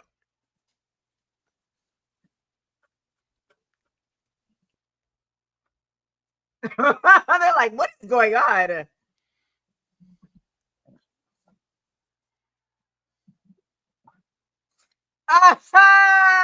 Is that off the cuff? That's great. That is great. That is great.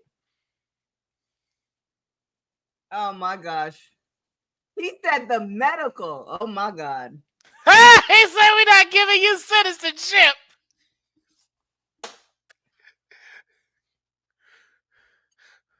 Yo, Canada got to win this. Mm-hmm.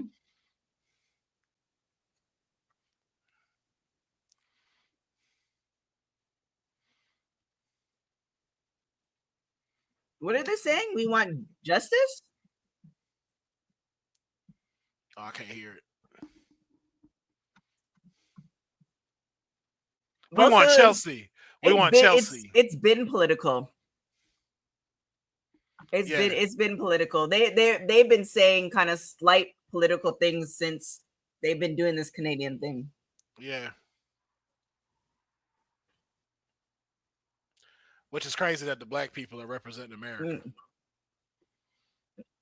Oh, there's that part.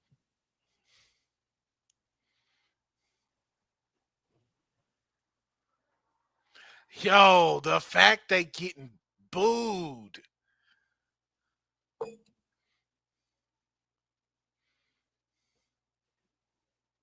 Do you think they're booing because they really like Chelsea, or do you think it is a political thing? No, it's a Chelsea thing. Like, you heard the Chelsea pop, and you heard it when Ethan came out. They didn't really cheer Ethan. You hear it? We want Chelsea. Mm-hmm. Because, like, people would cheer for Tyra on LFG, but as soon as she started touching Chelsea, you see the boos. Mm.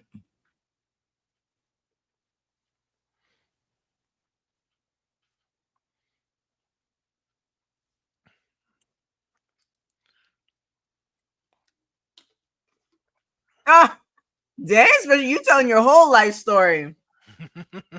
Is it 6 times with 6 different girls, or 6 times in the one street at night? There's a lot of we can. You don't have to answer that special of nobody's. You ain't got to put your business out like that.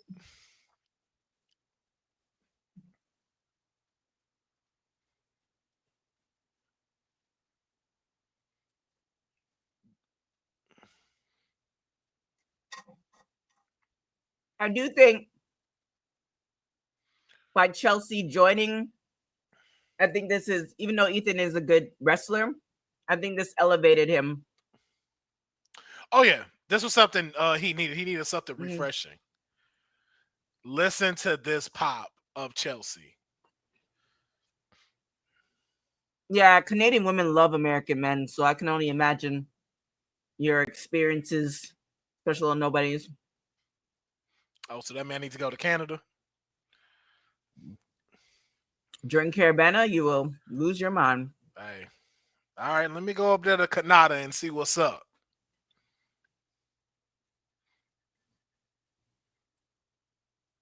Oh.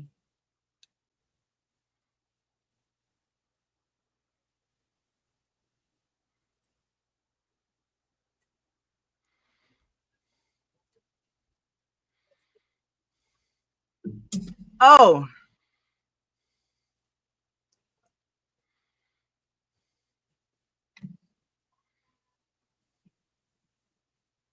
He said, "Oh, my stomach."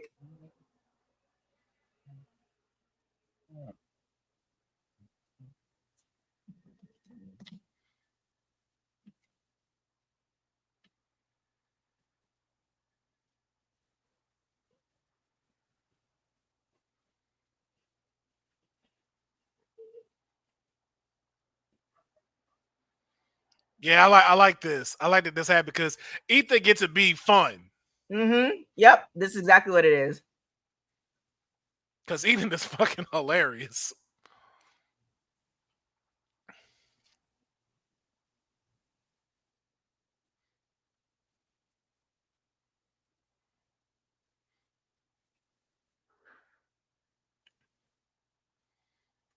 I mean, yeah, they're trying to definitely push Tyra. I mean, she's been. When was SummerSlam in Vegas? Ooh, I feel like that was before the pandemic, wasn't it? that was a while back. So I feel like Tyra's been with WWE for at least 6 years. That was 2021. Yeah, so like, wait, that 2021 was the SummerSlam in Vegas during the pandemic? Yeah. Really? Let me I make sure. swear it Yeah, was. 2021 at Allegiant Stadium. That was the one Wow. with John Cena versus Roman, right?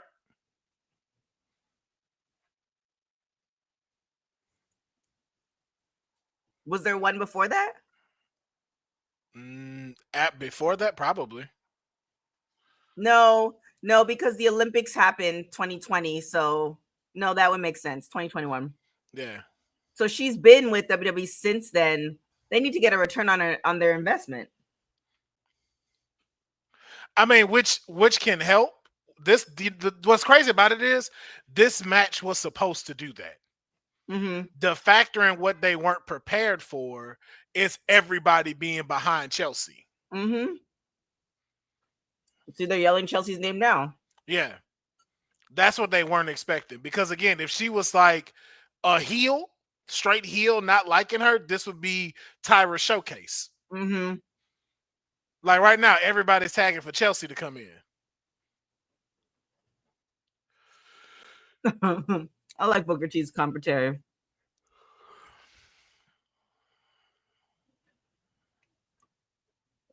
Who else would they have sent?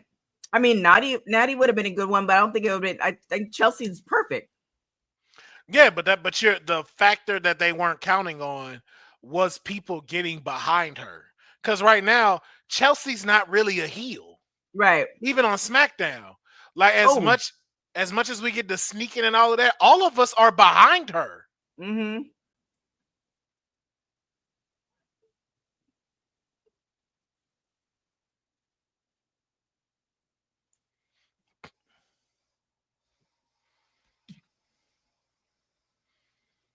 Oh shit. See, look, she doing the same thing as Kurt.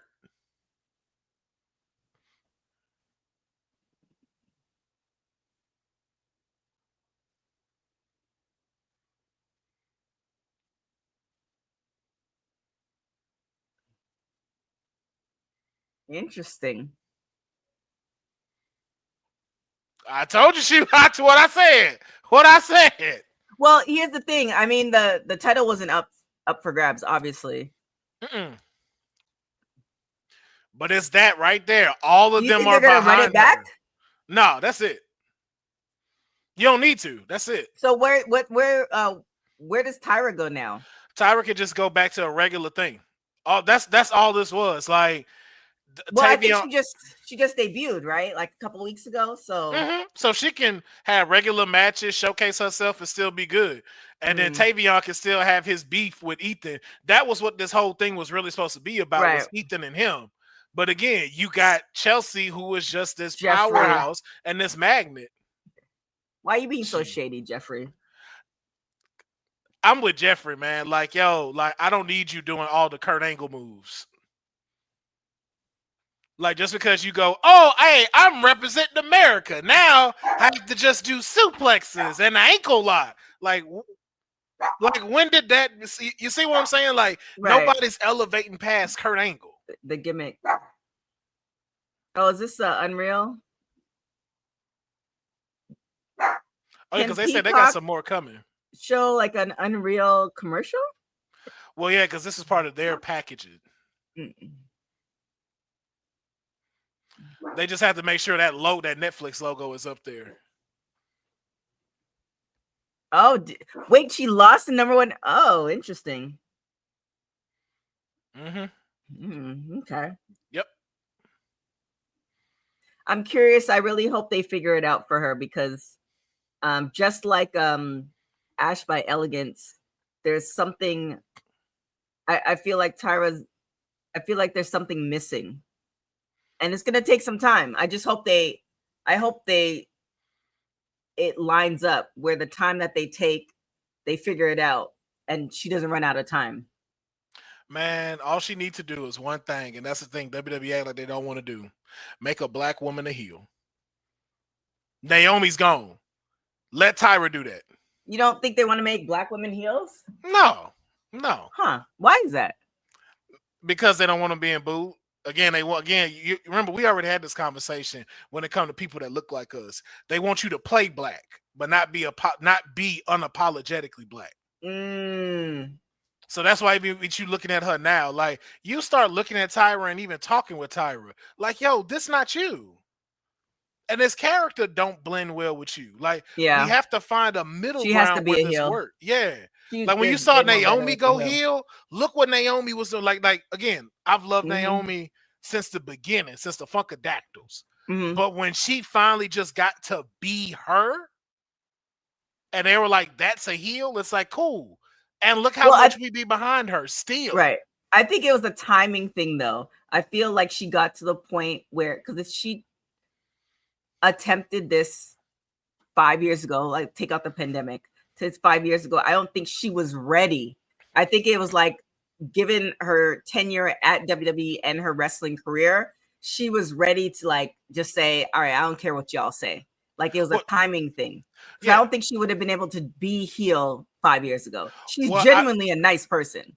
Not to say a heel's an asshole, but you know what I'm saying? No, I agree. I get you. And no, she is, but the thing is, I don't even necessarily say she wasn't ready. As towards, I don't think WWE would have allowed her to be who she needed to be.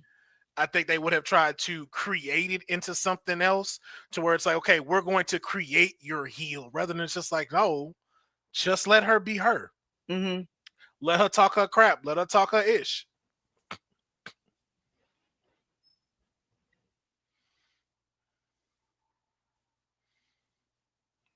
Really? Oh, is this for the Speed Championship?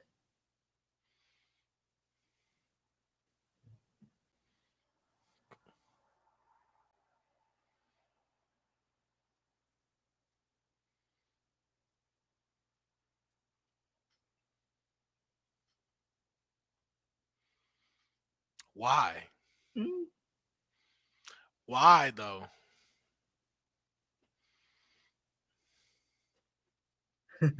But why though? Why? Like they know she got another belt, right?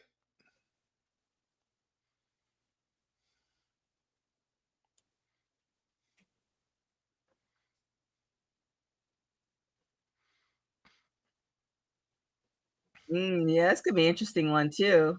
Yeah.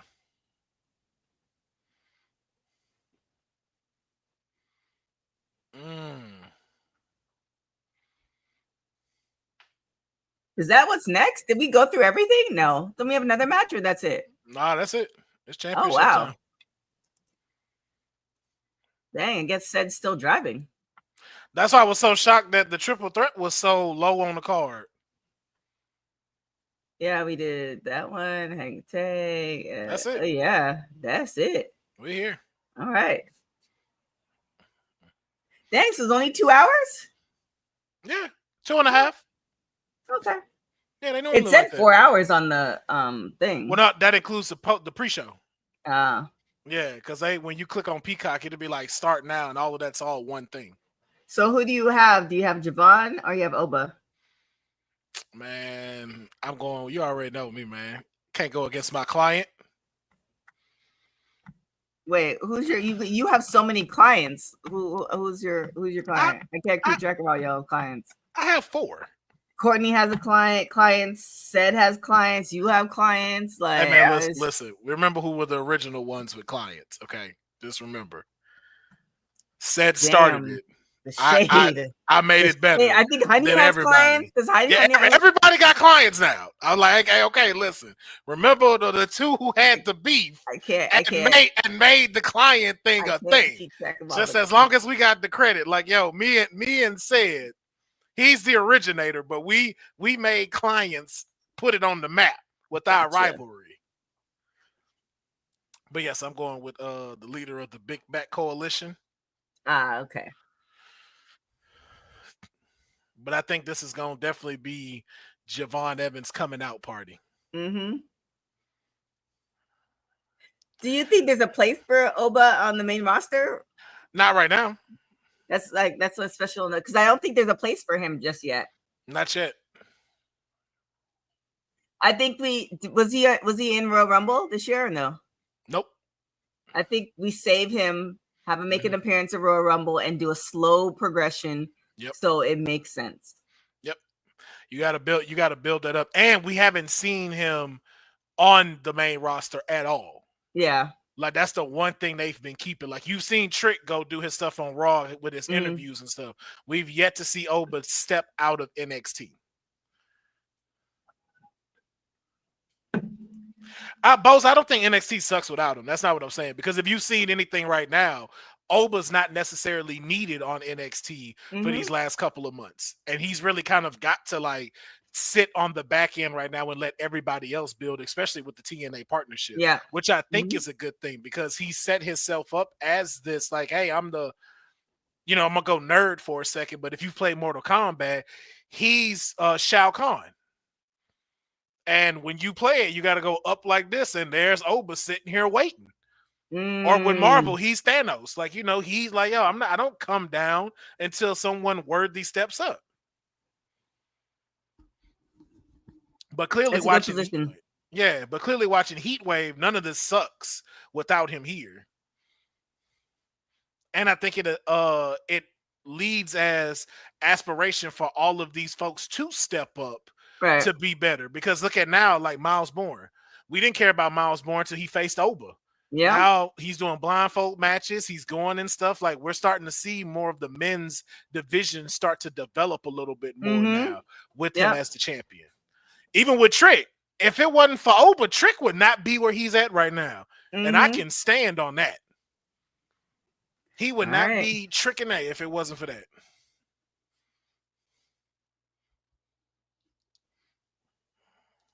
Yeah, I definitely think him and Trick are going to run it back. But yeah, there's some time with Oba. Yeah.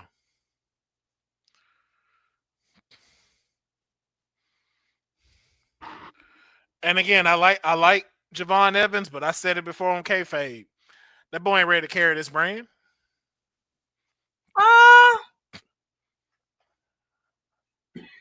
Nah. Nah. He about to have his Jeff Hardy Undertaker moment. That's what he about to have right here.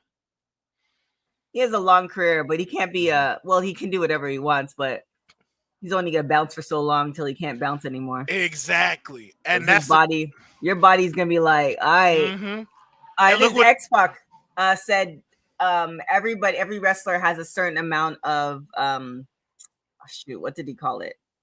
You can get hit or take hits so many times, and then nobody knows the number until the number's there. And then what happens if, like, you get injured or something? Heaven forbid you do, but we know this is the place where that can happen, and you can't jump like how you used to. Then what happened when you're not bouncing no more? Yeah, that's what I mean. Ricochet. Yeah, he said, like, I can't do what everybody wants me to do that when I did when I was Prince Puma. Yeah, like, it's not.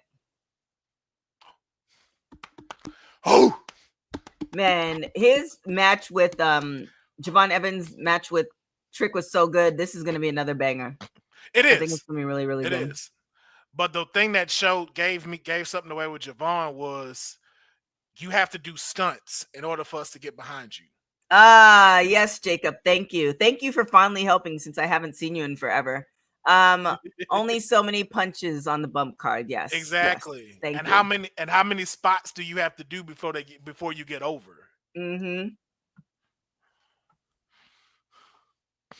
And the NXT universe loves him right now. Like, you can't have him leave.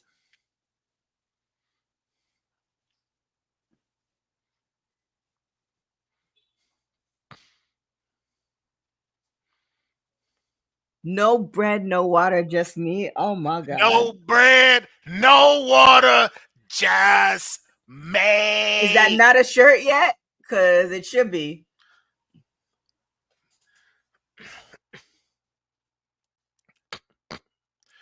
And what's crazy is Oba ain't even stepped out of second gear yet on nobody. Mm-hmm.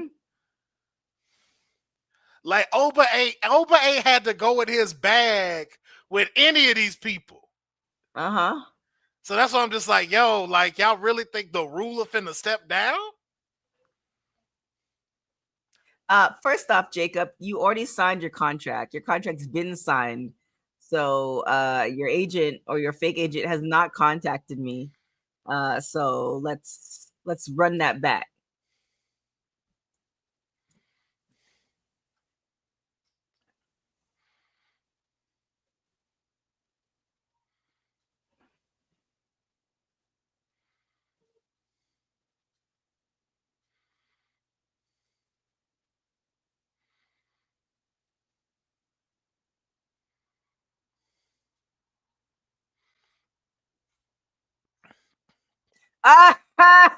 Bosa, you little shady today. I like it. I'm gonna screenshot it. Dang. I like it. Dang. I like it. Hey man, don't come for me. I told you I was on sabbatical. All right. You know what I'm saying? The tariffs have been taking its toll. Oh my gosh, Bosa, that was funny.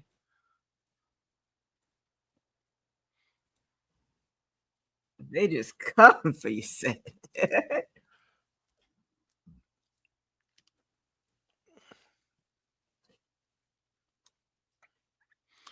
And Javon injured? Mm-hmm. Come on now. And Javon is injured? That's perfect. That's perfect. So he doesn't lose clean. Yeah. Oh, look at all that tape. Oh boy. That's what I'm saying. Mm-hmm. Against a 100% Oba? 310 pounds. Did they say how much Javon weighs? 116-pound difference between the two of them. Oh my god.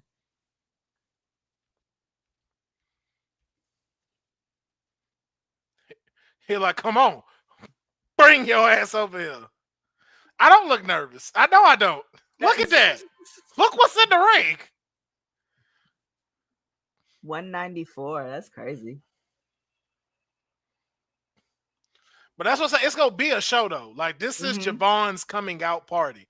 Like I said on my Kayfabe podcast, he needs that one match that's going to show me he can take this. Oh, no. Hey, no, did you hear mine? What I said? I was like, five letters, one word. Skate. Oh my gosh. Y'all terrible.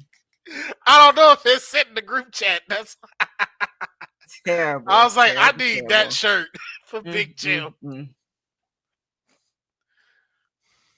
But yeah, I said he need that one match that's gonna like really break him through that glass ceiling. Like, and that match with Trick was good, and like this is gonna be a good follow up. Yeah, but it needs to be this. It needs to be a wrestling match.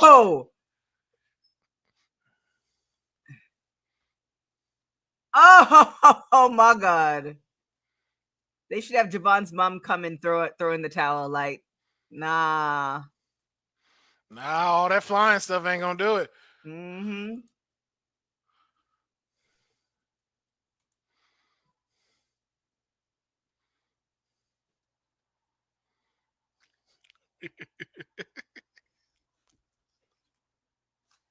When's his birthday? When is his birthday? He has time. He can He has still be the plenty of youngest. time. Yeah. Yeah, plenty of time.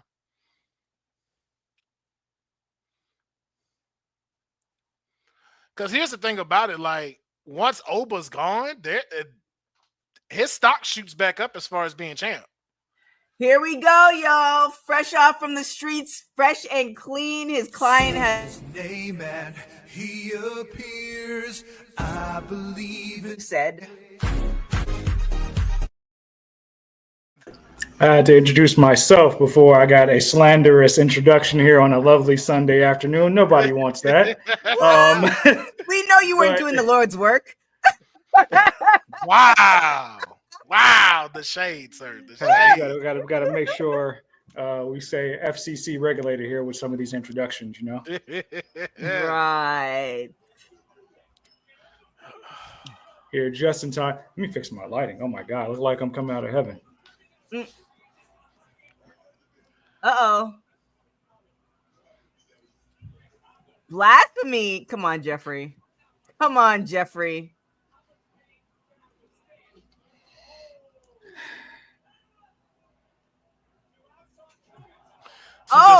That's some good storytelling That's really by my good. client.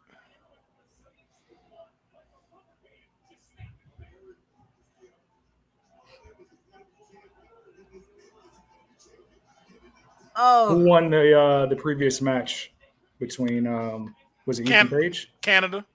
The Canadians. Chelsea Green, Penn and Tyra Steele. Yeah, that's how it should go. Yep. Tyra Steele's nowhere near ready. Well, I don't want to say she's not ready.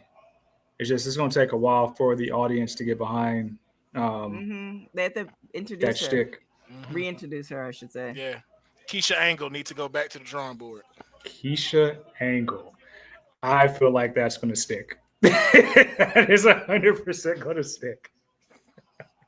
Ooh. Oh, my God. I felt that. Jesus. Yeah, I don't like this.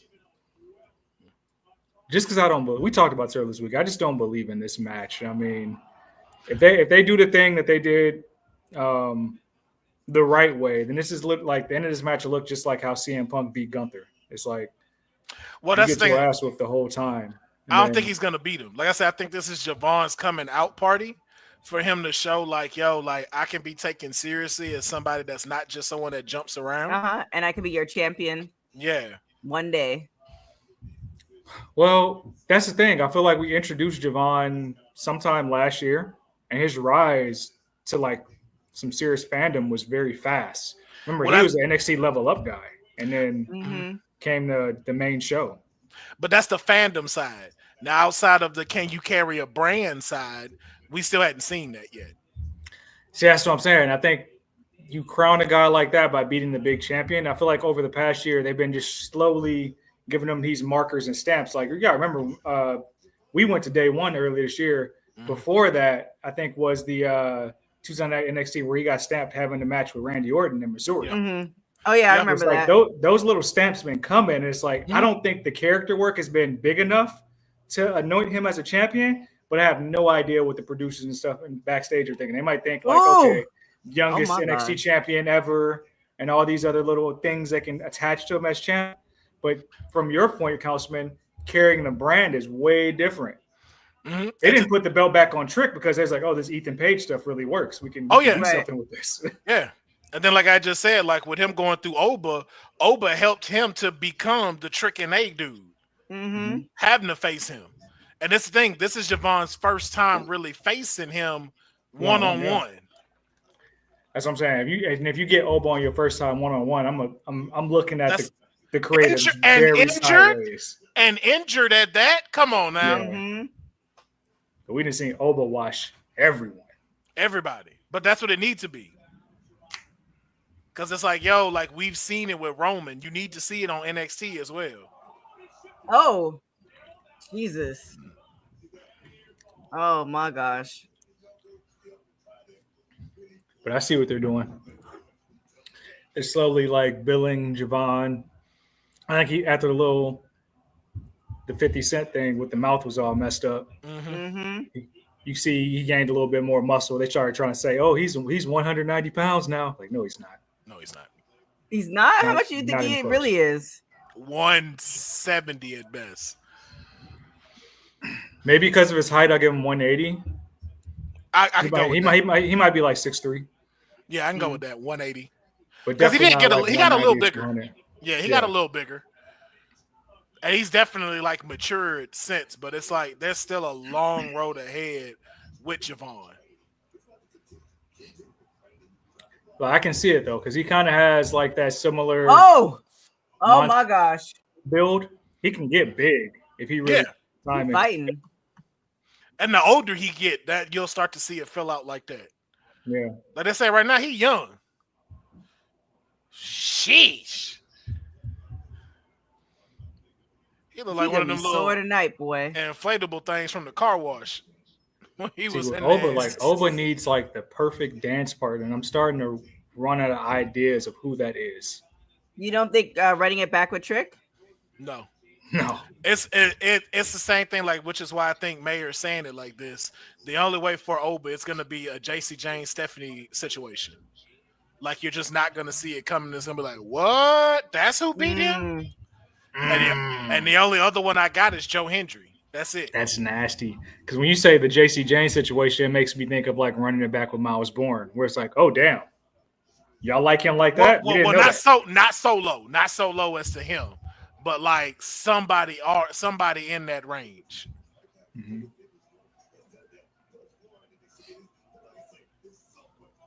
Because honestly, it might be a Ricky Saints that do it. And I can buy that, but like the NXT run of Ricky Saints has kind of been just here. It ain't reached up there yet. It's because they don't know what they want to do, and I'm starting to see that a lot with some. Are you saying buy as far as him beating Oba? Yeah, I can buy Ricky Saints doing that just because of like worst kept secret about them wanting him in WWE and NXT. Obviously, one of Cody's guys, somebody who can really carry a program. He was carrying like AEW television for a while. Yeah. Like he was carrying a belt that wasn't even sanctioned and making it relevant. The FTW title. Like I can buy it. That's why I say, but him and Joe Hendry are all the two I could buy taking it off of Oba.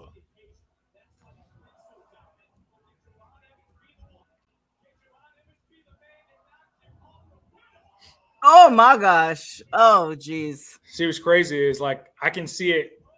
I can see him sneaking Oba by the fact that this is the main event. I didn't think this would be the main event. No, and especially what happened with the TNA championship. No. Yeah. That can't happen twice. But again, that's what I'm saying too. Like, bro, like you hurt too against a 100% Oba. You sending the wrong message if Oba loses, but yeah, unless somebody cost him, but like, I don't know. Who won, Blake and Jordan? Blake. Clean? No, dirty. She exposed the bottom turnbuckle and threw her face into it. So, like I said, they're gonna extend the rivalry, so it keeps Jordan busy. Jordan gonna have to dip soon. I said before the end of the year. Jordan can make her debut in the Rumble. At least like saying like she go to the main roster through the Rumble again. Yeah. She'd be a good add on main SmackDown. roster? Really? If not Elimination Chamber. She was supposed to be. You gotta remember, like when they said that the call-ups were happening with Stephanie and Julia, Jordan was a part of that. Yeah, I think they just kept her behind for whatever to help the division, I guess. That was it, yeah.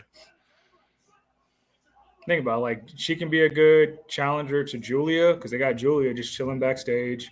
Can be a good challenger to Tiffany since Tiffany just washing everybody. So her and Nia Jax. Yeah.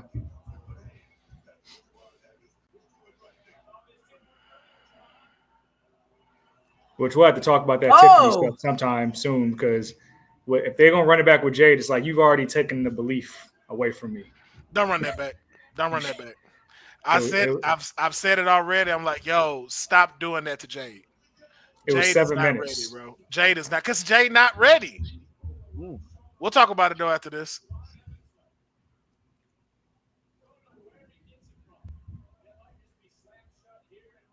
I mean, so Jeffrey, you say Jordan wasn't supposed to stay, and I feel because she hasn't won the championship, right? She don't Not need it. NXT. She's a feel like TNA she- champion on NXT programming. She don't need it. Yeah, she really don't. She really don't need that title. I feel like she should get it. Like, there's so many people in NXT who have made like great careers without being a champion. Yeah. Yeah. And also Did he do too, that on purpose? And also too, I just don't want to keep seeing others get pushed back. Like especially like the number one contenders match we had. It's like, yo, I'm sick of seeing them 3 particular women keep having that line pushed back. Right, Jeffrey, Bianca, Alexa Bliss, they've all had Nia Jax. I'm still mad at Bianca. All had championships. I'm still mad at Bianca. Well, the crazy thing is, Bianca I don't even need to be mad about that no more because she didn't did so much on main roster that you couldn't even forecast. Right. Like not getting an NXT title. And again, Bianca could always go back and get the title. Yeah. Yes, I know that. I was just Slam. still mad. It's just more a personal thing.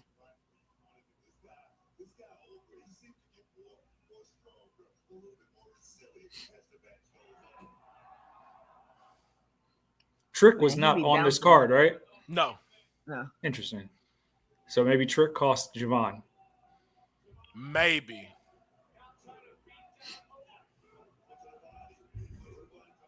Now let me pose that question though to think about. Javon Evans as TNA champion. I can see it. It's just fun and exciting for that brand. Ooh.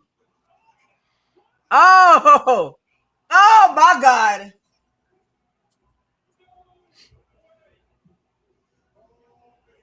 You just woke up the beast. Yep. There goes second gear. Come on. Come on. Come on. Shit. Oh. There's no bread. No water. One more can't throw it. Just. Oh, shit. Ooh. Just mate. Oh.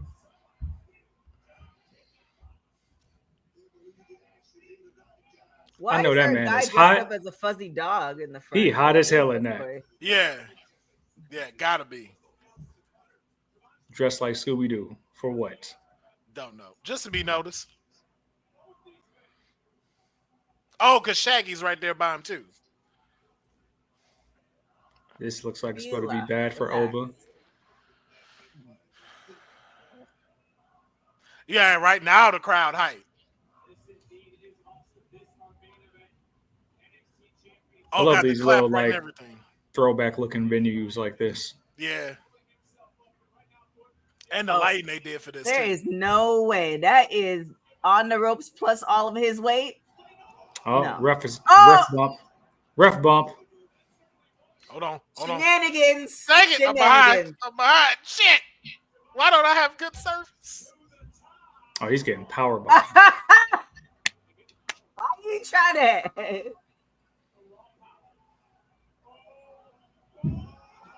Oh! Well, he's Spanish flying.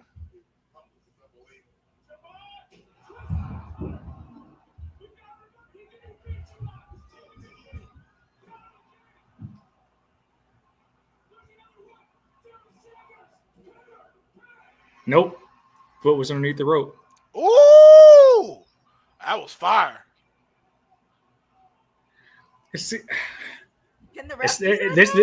is wildly unpopular. I don't like springboard cutters like that. Why? Why? I don't think it's more effective. And I get the momentum coming down, but like it looks like the Eclipse to me, and I've never liked the Eclipse. Yeah. Oh. Why would he do shenanigans. that? That's not even shenanigans. He's about to take his a foot was clean underneath L. the rope, Jeffrey. Ball game. Oh shit!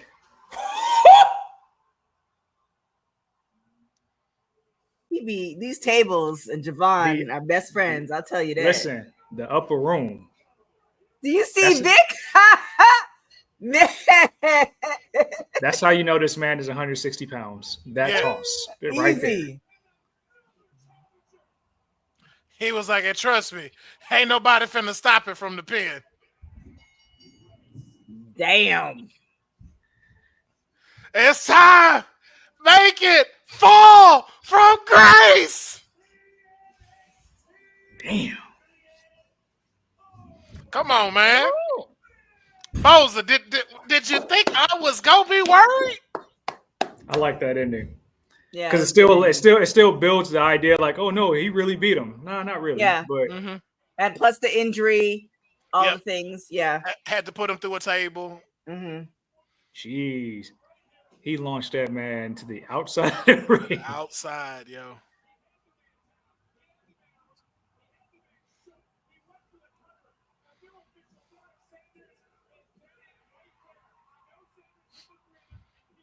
But what's the rules hypothetically? Like if the ref gets kicked out, another ref comes in. Hypothetically, isn't it the new ref because he's taken over? No. Nah. It's whoever the original ref is. No. And they collabed on it. He was like, oh no, you didn't see this. So like, yeah. I don't think that was bad. I've seen worse. Yeah. Yeah, like we saw with the Ash by Elegance thing. You didn't kick them out, but you kicked Fatal Influence out. Yeah. Vila, don't do that. Is somebody about to pull up on Oba? No. Nah, I think that's it, bro. Well, we got what, 10 minutes? Because it's normally what, 6:30 it ends? Mm-hmm.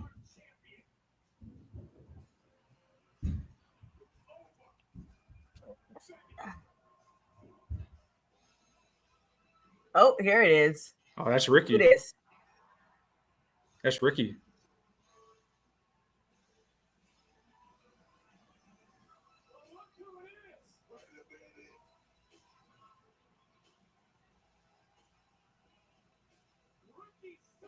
He didn't even check on Javon. He just walked past him. That's disrespectful. What I said, man. See, the thing about this is their NXT run been so mid so far that I don't care. But if he would have debuted right here with this program, I'd have been like, all right, I believe it. But it's like he didn't got hurt, then got his throat busted by Ethan Page. Then lost his championship. Yeah.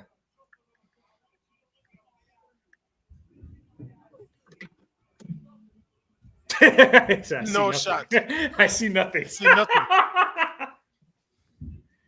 But I like that. You're just another guy.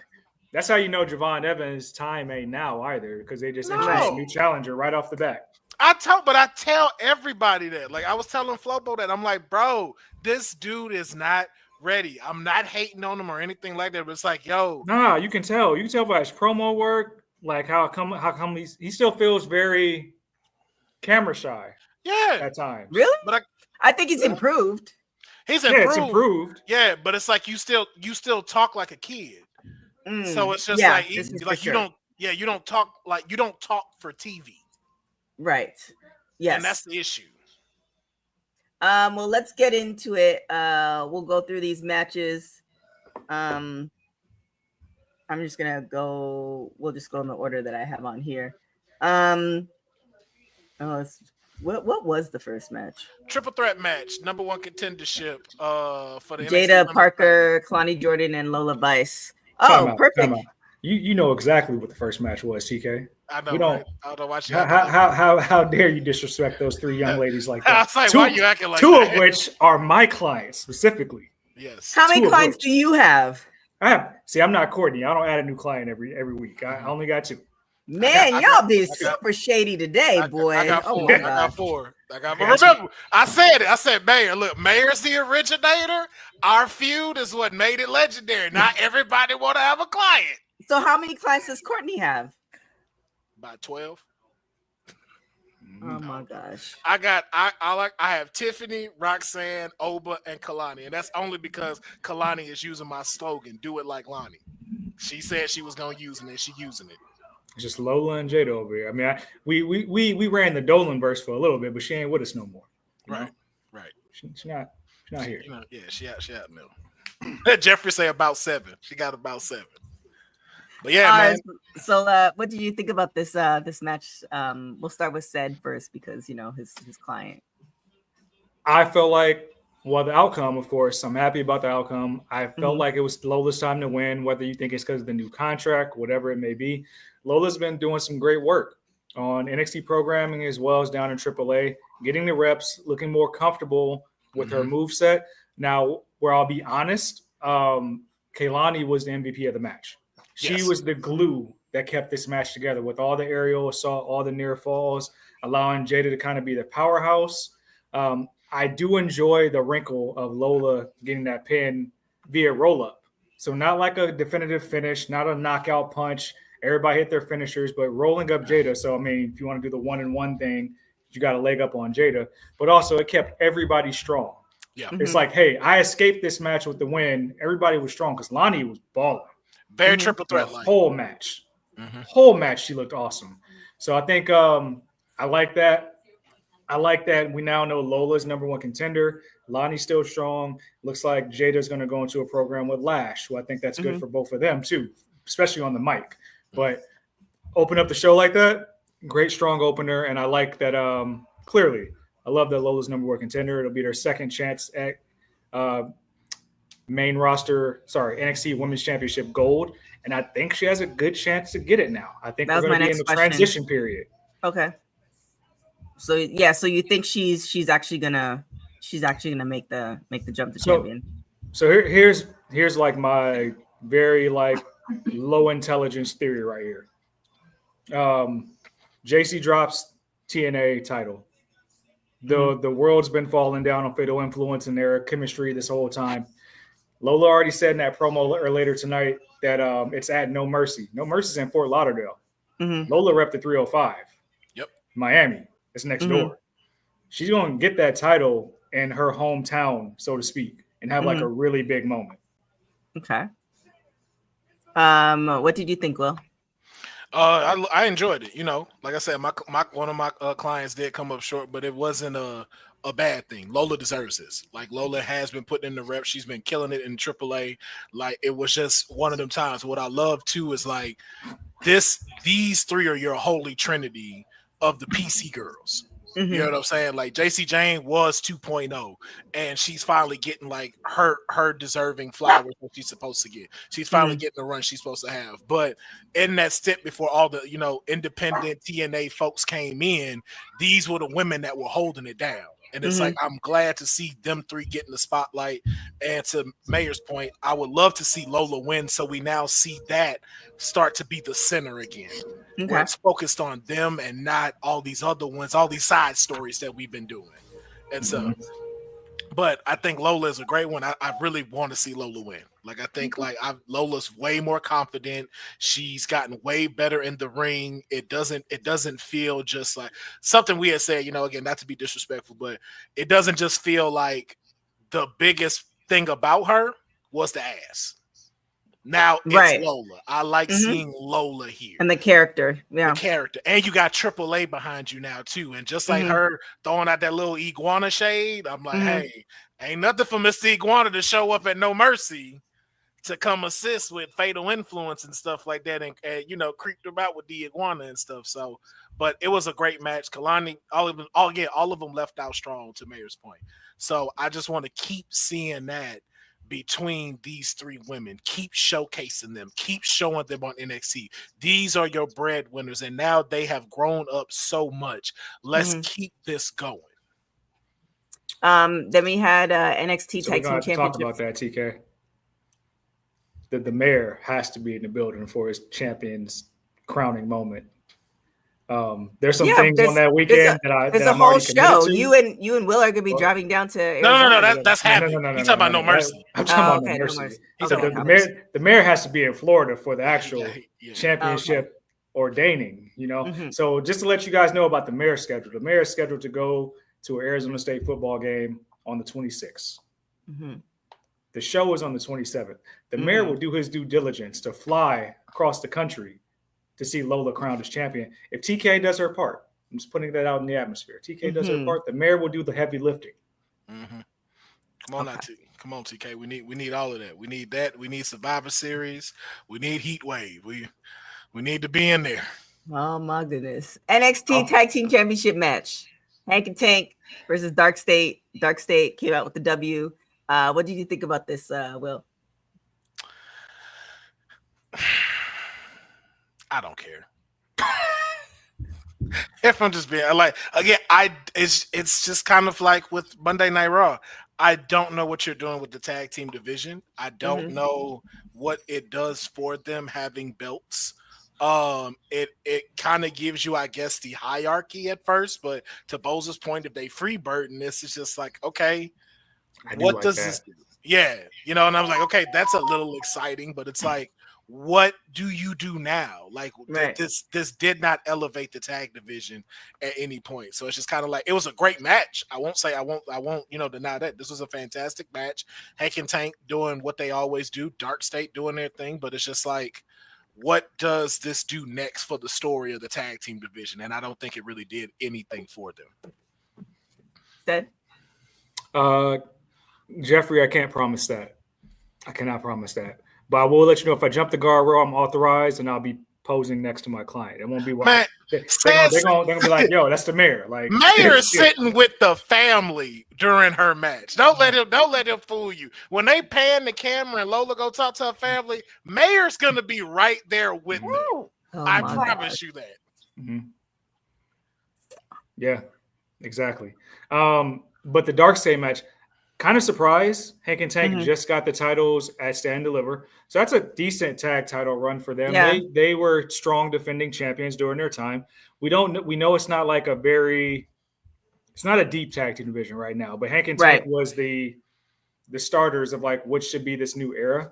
I think this says more about what the company views Dark State as. And I'll let you know, like I'm all the way out on Dark State. They do nothing for me. So I think the goal to at least help character-wise, show who they're supposed to be outside of just the dark beatdowns that we see and them jumping the TNA. It's like it happened initially, and now it's like think of how the Wyatts were. We saw the Wyatts debut, and it was complete chaos. We thought people died.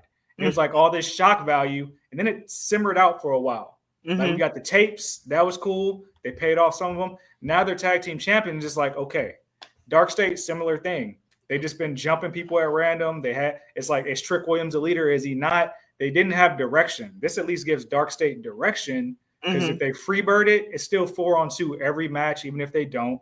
And now it's like, okay, we're starting to see who these guys are as a force. Because before they were just there. And it's like, okay, they're there. They attack some people one week, and then they're on Level Up doing a singles match. Now they're in TNA. And it felt like it was directionless. Nobody cared. But now with the people, now you have people like Hank and Tank, OTM, wherever they're at. Now there's going to be a chase because you got to rip the titles off 4 men versus 2. Right. Yeah, the system would be a good one for TNA as well, Jeffrey. I agree. Do you have anything to add to that, Will? Oh no, just again, I agree with what Mayor's saying. It's Hank and Tank had a solid run. Just what does this do? Just what's next? And it's just like, okay, again, but I'm with him. I'm still not. I'm not convinced with y'all. I'm sorry. It's still not doing nothing for me. And there's a lot of story that do need to be developed. But to something Mayor has always said, which I like using that phrase that he's coined, is the chase.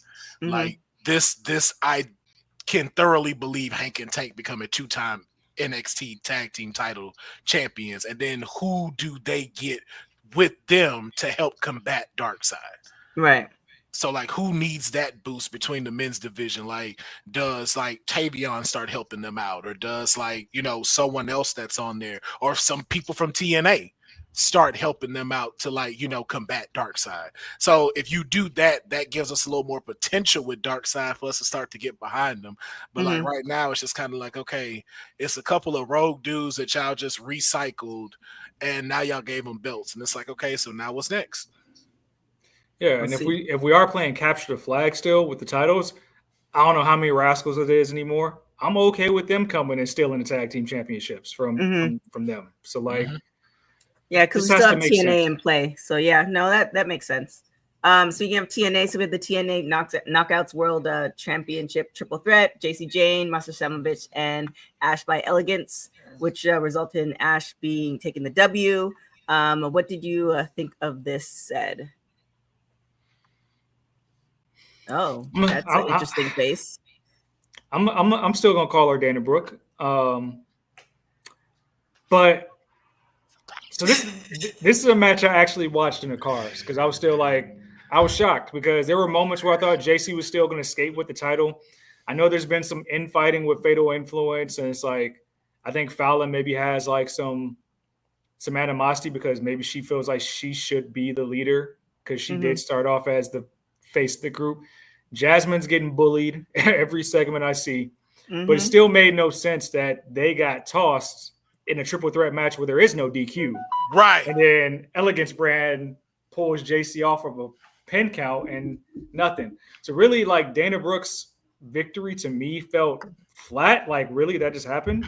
And but again, they get a title back for TNA. And I think that's more about hey, we like Trick holding our belt, but we can't have both of you guys having our main titles. So we got to get it off JC. But it just felt like it was flat. And I feel like it shouldn't have been as early on the card if they were going to do that. I think that's why. But it could be – we'll have to see what happens with JC and them on Tuesday. But it could just be that the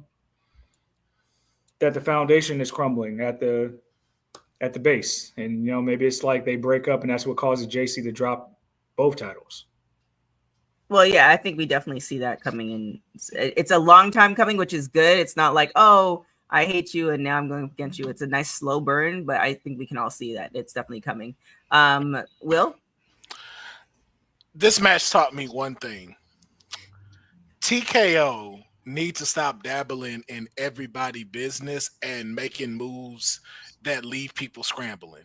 They have not known what to do since they said, hey, we're ready for Stephanie now. Take the belt off her, put it on somebody else because we need Stephanie up here. And they have not figured out what to do since then. They had not figured out what to do since it's hey, Jordan's contract is up and she wants to go to WWE. And they have been scrambling with what's going on with the women's division's main titles. And that's the problem because you could see that with this match. There was no buildup. It was to Mayer's point, it was a flat soda water. When you and I were watching the TK, what I said, no one is even booing. And nobody cheered either. That nobody cared. It wasn't. It was dead. No one did anything. That says a lot about that. And the fact that it was smack dead in the middle of the card and two of the top women division titles are in the middle. This felt like we was back in 2003. And so it says a lot about yo, hey, this is not looking good for JC Jane. Right. Or giving it to Ash by Elegance. But it's now, what do you do? How do you shape this up? And Bozo, I won't go as far to say the partnership is a joke because it's not. It's really just one of those let's try this. Okay, that didn't work as well. So, okay, now we have to pivot. And so the only problem is we've been getting more pivoting than we've had home runs. And so we've been so used to the home runs that now we're getting more of the pivots. And it's we're kind of this is phase 4 of the Marvel cinematic universe. That's what we kind of in with the women's division right now. It's just kind of ooh, that's what y'all decided to do. All right, I'm gonna keep watching, but yeah. And to your point, that's kind of what NXT has been for the past, I'd say, 2 months or so. It's been in this phase where it's trial and error, trying to figure it out. Especially what you see on TV. Because sometimes I watch it, I'll be nothing really happened. That's lackluster. I didn't see that guy fight before, but I guess he's in the program. And it's all right, we're just trying some stuff. And I've been on, see if y'all like it. I've been on sabbatical, and I be feeling a little bad about it just because I be busy and stuff. But I was watching some of this NXT stuff on the socials. I was I'm glad I didn't sit 2 hours for a watch alone to watch this because these were definitely just show me the clips. I think too, there's so much going on. I wonder. who's in charge of all of this. If there's like one person in charge of the whole WWE universe, meaning like, okay, I know where everything is, and then they answer to somebody else, like, you know, if it's Triple H or whatever. But it's also like they've added a lot in the last year and a half. The AAAs of it all, the partnership with TNA, like, you know, the additional athletes, Evolve, LFG, like there's a lot of moving parts that's happening. And I think when you have too much and you don't necessarily have, I don't know if the right thing's enough of a team in place, but it's just too much. There's too much going on, and then it's all interconnecting. It's not like this is NXT and we have a team dedicated to NXT and there's no kind of run over, which is what we kind of had before when Vince was, you know, in charge of Raw and SmackDown, and Triple H was that. And so we saw how that didn't necessarily work out. But now we have Triple H in charge of everything, so there could still be a seamless transition, but still keep everything kind of like, okay, we're good here. This is NXT. And, you know, when we're ready for certain people to make the transition, you'll have, you know, the Obas maybe showing up on our Royal Rumble. We'll have, Jordan Grace showing. But to have so many different things happening from so many different from so many different platforms, it might be too much. And then that's where you have something's going to suffer. Well, I mean, but even to that point though, that still is that does have a great effect on it. But we're also seeing a bad creative blind spot that we're getting, and something that taught me that watching Unreal. It's like, where are the people our age in this room when it comes to creative? Like, you don't, like, a lot of y'all. It's a very, I don't want to call it bias, but it's a very one-dimensional group that's coming up with the creatives for this, that are a particular age, that are a particular demographic, where you may not fully understand how this story can develop. Because even we're talking about this triple threat match and what we're leading into next, like, why at No Mercy is Sol Ruka defending the Speed Championship and not the North American Championship? Do they not have the Speed on Tuesdays anymore? I thought Speed got discontinued. No, so Ava had just announced that somebody from Raw, AAA, SmackDown, and NXT, they will all be in the match, and the person that wins that will face Sol Ruka for the Speed Championship at No Mercy. So it's going to be a 3-minute match. So they moved the Speed title to NXT? Yeah, NXT has the rights to it now. Oh. So, but I'm like, okay. So what does that do for the North American title? Well, maybe that's a way to get rid of it, because now, do we really need a Speed title if it's technically moved it? Like, you know what I'm saying? They moved it over to NXT, but maybe because the deal didn't. Well, it's they're treated like the Heritage Cup. Right. So, like how the Heritage Cup had a speciality to it, it's like, okay, we're gonna try it with the Speed Championship. But I'm just like, okay, but what does that do with the North American Championship and someone who should have an opportunity to get that title shot at No Mercy? What does that do and make your champion look like, to where it's like, oh, the Speed Championship will be on No Mercy, but she'll defend the NXT, the North American Championship, on a regular Tuesday night? And it's like, where is the creative balance in this? Right. That's so interesting. I mean, at the very least, like, Sol can still walk around as a double champ and like tout that, but it is odd to want to add more belts to this brand specifically when you still have TNA. I mean, we've seen the Evolve champion appear on NXT as well, so I gotta feel like that's going to be in play at some point. Well, also keep in mind, not to throw this out for WWT, but we know Elon and Trump don't mess with each other no more, and we know where Triple H is. So I can see why that connection is getting severed now. That makes sense. And also, if we didn't put it in that perspective, where people really watch it, because there's like Tuesdays at noon, which is what, 3:00 Eastern time. I thought it was Wednesday or Wednesdays. Wednesdays for sure. It was kind of, I mean, there's an audience for it. Like, but I think there's fans out there that watch everything. Here's the question though, right? It was at a weird time. Somebody's TV's picking up in the back. So it was a weird time where it was just kind of like, oh, hold on, it's mine.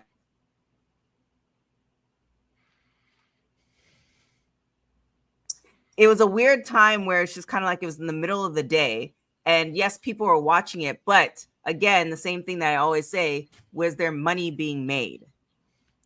So viewer wise, yes, but then Twitter started doing different things with their planning and program. Like there's so many now like tiers where you literally have to do a monthly thing to have stuff. And so that started to become difficult too. It's like, so I can't just have an account and come watch this. Now I got to pay like $4.99 or $7.99 to have these little added extras to be allowed to watch a live. Like I have to pay.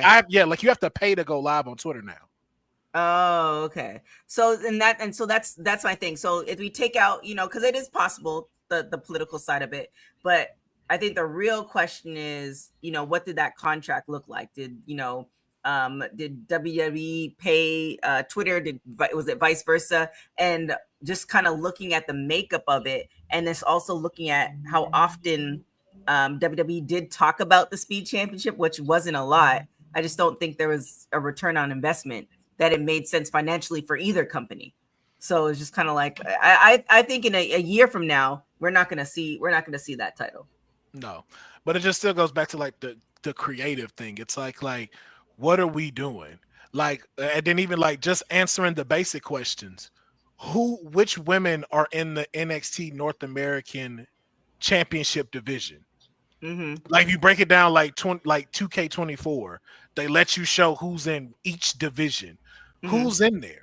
Who's in the women's one? Who's in the TNA's women's division? Who are the top 3 people that are being looked at? Like we make fun of AEW a lot, but at least they do show a ranking system of who's where, who's doing what. And it's like, y'all are not showing us that. Like y'all are scrambling with stuff right now. And you have more than enough people. So that's the other thing too. But let's jump to Jordan Grace and Blake. How did you guys, Will, how did you like this match? I liked it. It was a strong performance by Blake. Again, I love Jordan's in-ring storytelling. Again, another person I make fun of a lot. Bret Hart being the middest there is, the middest there was, and the middest there ever will be. But in the ring, he is great. And I'm seeing that in Jordan with, holding back her punches, being able to show like her getting angry and trying to stay steadfast and concentrating on Blake. I think it's a good rivalry. And I think Blake knows how to do good long-term rivalries, as we've seen when she was Mariah May in AEW. And I think that's a good thing for Jordan to keep her busy until we get ready for her to go to the main roster and not have her having to keep taking L's at the NXT Women's Championship. So I like that it kept them busy. I like how it ended. It wasn't a clean ending. And I can't wait to see the next chapter where hopefully the match has a stipulation added to it. Said? This is a match I didn't get a chance to see. So just hearing the result, I do like the result, but I think with Jordan, she's long for the main roster, and titles aren't about this run at all. Yeah. Then we have US versus Canada, which is a very interesting one. The ad libs, people cheering the Canadians on in American City, which I personally never would have thought, beyond wrestling, period. I never would have thought would have heard. So we'll start with you, Will. What did you think of this match? I loved every moment of it. Listen, man, Chelsea Green is a national treasure and needs to be protected at all costs. And again, it just shows you the impact of like, when you're that good, what you can bring out. Because look at what we're seeing with Ethan Page. Like we're seeing more of Ethan Page's personality. Like he's still a heel, but it's like, yo, he's a tolerable heel now. It's not like, yo, get this guy off the screen. Like this guy kind of boring me right now. It's like, no, man, like I can't wait to see Ethan come out and talk his stuff. And I think it was a great showcasing for them. But I will say it's very funny about how you do have to pivot because of how a crowd will react, because this was supposed to forward Tavion and Ethan's match feud. And this was supposed to be Tyra Steele's like coming out. And she was booed through the entire match. And, and unfortunately, Keisha Angle doing all the angle tricks, being the American, gold medalist that she is, every time she stepped in that ring and did something, it was like, nah, we not feeling it. It just lets you know, like, hey, man, you never know what's going to work, what's going to come out, because Canada was supposed to lose. Mhm. I saw the way they wrote this story. Canada was supposed to lose. Tavion and Keisha Angle was supposed to come out holding the arms up, and it's like, yo, this y'all coming out party as single stars as the future of NXT, and the crowd was like, nah, Canada, maple leaves, maple syrup, Chelsea green. That's all we want. The we want Chelsea chants throughout the whole match. Yep. Just lets you know where it is. The line for me was, you all could cheer us as much as you want. You're not getting free healthcare, or we're not. It was kind of like, never giving you citizenship. I was like, oh my god, that was, and to think of that off the cuff was just amazing. Anyways, Ced, what did you think of this match? I got to go back and watch this back because I barely got home at the end of this match. So, I mean, it makes sense. It tracks. Like the America gimmick in 2025, can't be tone deaf to it. So, I mean, if anything, you're setting up Tyra May Steele for failure by doing that the same way they did with Gable Steveson. Yeah. So you trotting them out here with like, hey, it's about your medals and patriotism, and ain't nobody been about that in a very long time. Yep. It's like a whole gimmick. Just come out here and start suplexing hoes. We know your background. Well, she's a heel. She definitely is a heel. Like when you're watching LFG, they try to do her as a baby face. But then as in particular Bubba, when he was pushing her and she did one match, it's like, oh, she's for sure a heel. So it makes sense. And I guess it's kind of speaking to what you said, Will, as far as when you saw Unreal and the people that are in the writing room, it's like, do they not see, everything that is going on? Like, yes, she won the gold medal, but I don't necessarily. I think this is more the entrance to hang the hat on, but she needs. I said this on LFG too. It's like she needs. Then what? Then exactly. Like, how long are you gonna do this gimmick? Like it's not sticky. Like she can use that as a secondary, but her being just kind of like what you were saying, just her being a bad bitch. Like, yo, I'm here, and I can massacre every one of you girls in the locker room. Bring it. It's the same tone deaf thing of this past Monday. Why didn't Natalya come out as Natty?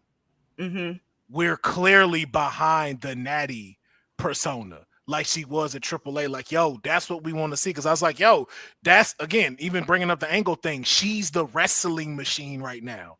That's what she's portraying. I'm like, yo, let her run with that. But you made her come out as Natalya. And it's like, what? Like, what are y'all like? Are y'all not watching the product? Is that what it is? Like, are y'all not watching the stuff and y'all just sitting there by yourselves writing stuff and just like, here, just let's let this happen? It don't make no sense. It's like, yo, like, let these people try this stuff, especially on the NXT thing. Yeah. If it's one thing I've learned this year is that people are doing better at getting their own characters and personalities over on their own than what they're given. Because there's so many people that are doing great work on social media with their character work, with different type of rivalries, stuff like that. And fans pay attention to that type of stuff, but it feels like the writer's room is not as in tune with the inner workings of what's going on at all times. Not at all. And Maria's saying I don't think they do watch the product. I mean, they don't. That's why Naomi got over so much. Like, Naomi literally break fourth wall, and it's like, yo, like, you break everything you're supposed to over here. It'd be like smiling, like, we can't believe you pregnant. Like, you know what? Shut y'all asses up. Y'all didn't like me before. Fuck y'all. Naomi got a team. She reads. It feels like she read every damn tweet. Everything. She got to have like people writing for her. But that's what helps you get over. That's the only thing. That's the only reason why I'm like, Jim, you ain't shit. You ain't shit for that. So just actually, I think it's. I was thinking that when I first, I don't think you guys were on the. I think, anyways, when I first people started hitting me up, And I was like, man, like at the height, but this is the perfect time because you saw that Becky tweet. And it's like how we're responsible, but I would rather, and again, you know, I'm always PTSD as far as how they treat Naomi, but I would rather her do it how she did it because she's going to come back to something, provided they let her come back to that versus, you know, her dropping the championship. And now she's like, okay, guys, I'm like, then there's nothing to come back to. So this is like the perfect time. I get it. But Jim could also put a condom on during this run. He knew what he was doing. I mean, why? He was like, everybody, for how many years? Everybody else getting belts but me. I'm getting everybody stripped. Everybody's getting stripped off. Let's redact that. Can we go back and do this in post? This is a family-friendly show. There are kids that watch this show. And if you don't have sex, we want you to know that WWT advocates. They're married. They're married. They're a married couple. Said they're not in the streets like you. They are a married There's couple. some children that have no idea to the world you're opening them up to that watch this program. Oh, so you weren't here when I came up with the new shirt idea for Jim. I'm sorry. 5 levels. They are a married couple. Said we don't follow you. What you do in the streets. That's what, you know. Thankfully, we don't put on that. But to his point, he also don't talk about it on here. To his point. Yes, it's for the OnlyFans channel. Okay, cool. We'll move on from that. So NXT Championship match, Obafemi comes out with the W versus Javon Evans. Evan said, what do you think about this match? They executed it perfectly. The underdog versus the unstoppable force. That's Obafemi. Obafemi has taken out everybody in his path since becoming champion. And clearly, there were, like Councilman said earlier, we are trying to showcase Javon as the single star that he could be. We're on the CW network. You want young, fresh stars that capture your attention. Javon does that when he's in the ring. And he's been, like I said, for the past year, he's been getting stamped from coming from LFG, getting a match with a future Hall of Famer and Randy Orton. He's done some great things. The program he had with Ethan Page, done very well. So now finally getting his shot against Oba when he's only had shots in triple threats. Now you get to see what he can do. And like what they did well was the believability factor. Because going again, it's like you don't believe you can beat Oba. But they showed you like, yes, I can beat you. I did beat you, but there was an asterisk next to it. Right. And now, even though we're not going to do it immediately, whenever a time comes, like, no, I can slay the giant. Whoever, it might not even be Oba. It's like, hey, I can slay the giant. I'm capable. But now Oba retains, and like we'll see what happens with the new challenger. But I mean, again, we talked about the Ricky thing on the actual watch along. It's like, I don't know how you go from down here to just there. It would have been better if he debuted fresh off AEW here. Yeah. But he didn't did too much at the bottom to make me even like feel like it's important now. Yeah. Mr. NXT. Yeah, no, same thing. Like, did you think it was gonna go any other way with my client? No. Like, but it was Javon's coming out match. So it's like, to Mayor's point, down the line when Oba's gone and he's gone to do his thing on the main roster, and an opportunity comes for Javon, like, yo, Javon gonna be NXT champion. And he's gonna be better for it, and he'll be able to carry the brand when that happens.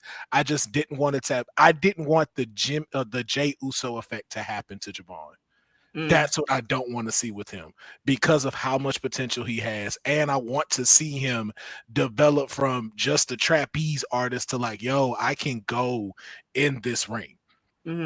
So I think it executed perfectly. But even the same thing with like Cedric's point.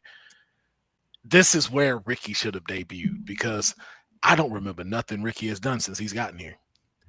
And that's kind of messed up for him. So it's just like, you got a lot of work to do. You got a lot of us to like kind of get behind what you're going to do. And it is going to take a lot for that to happen. So I hope they don't push the title run too fast. The title match too fast. Like, I hope it doesn't become a no mercy thing.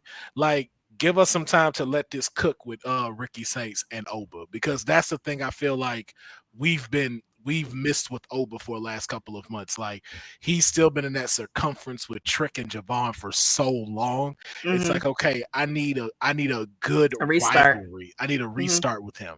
So hopefully, I believe Ricky could deliver that. But again, he is coming in with a bad taste in our mouths with him. So, but I think he can overcome it. Okay. Overall, from 1 to 10, how would you rate this PLE set?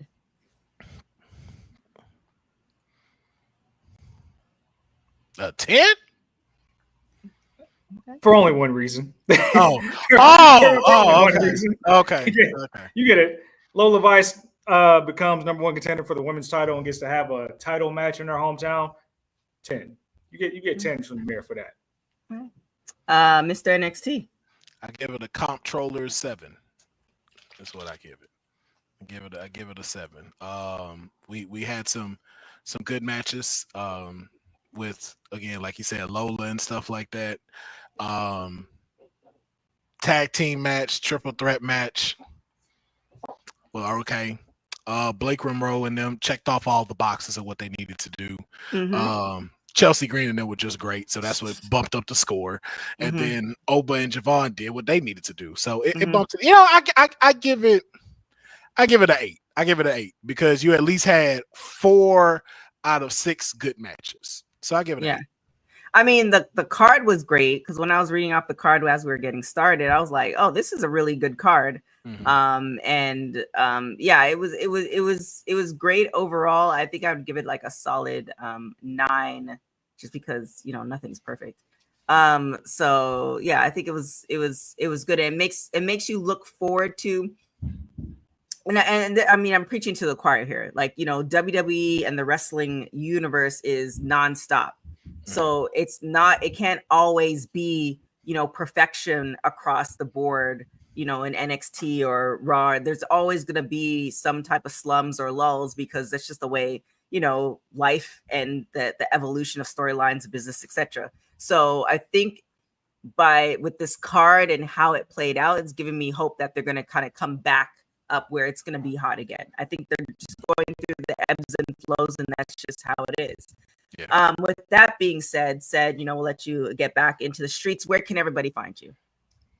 We're not going to do that. You see the name on the screen. If you want to follow, you can follow. But as you know, I don't need your follows. I don't want to be found. What I will tell you is that it's going to be a glorious month of September for wrestling, since TK has already let me know I get the private jet to go to not only No Mercy, but to Worlds Collide in Vegas on September 12th. So we're going to enjoy those shows. I saw some chatter that got buzzed to me by my assistants and let me know that there's some people in the chat who are clamoring for a Monday Night Mayor watch along. I've already let you guys know there will never be a watch along again. You have assistants with an S? Hey, man. Damn. Trying to be like you. Okay. Should try to be like you.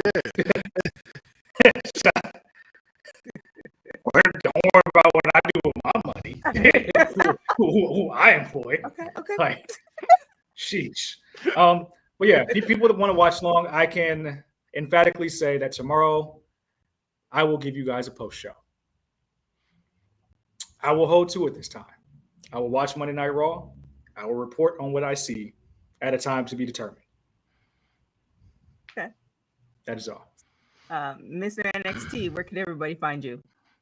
You can always just find me on my socials, Will Pharaoh, PHARAOH.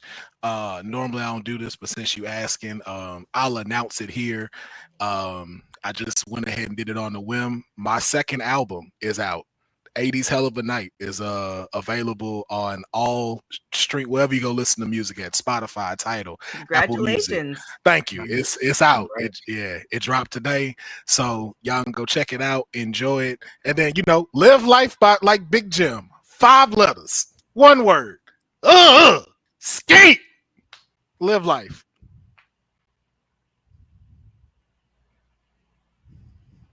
Sure, TK is very familiar with that word as well.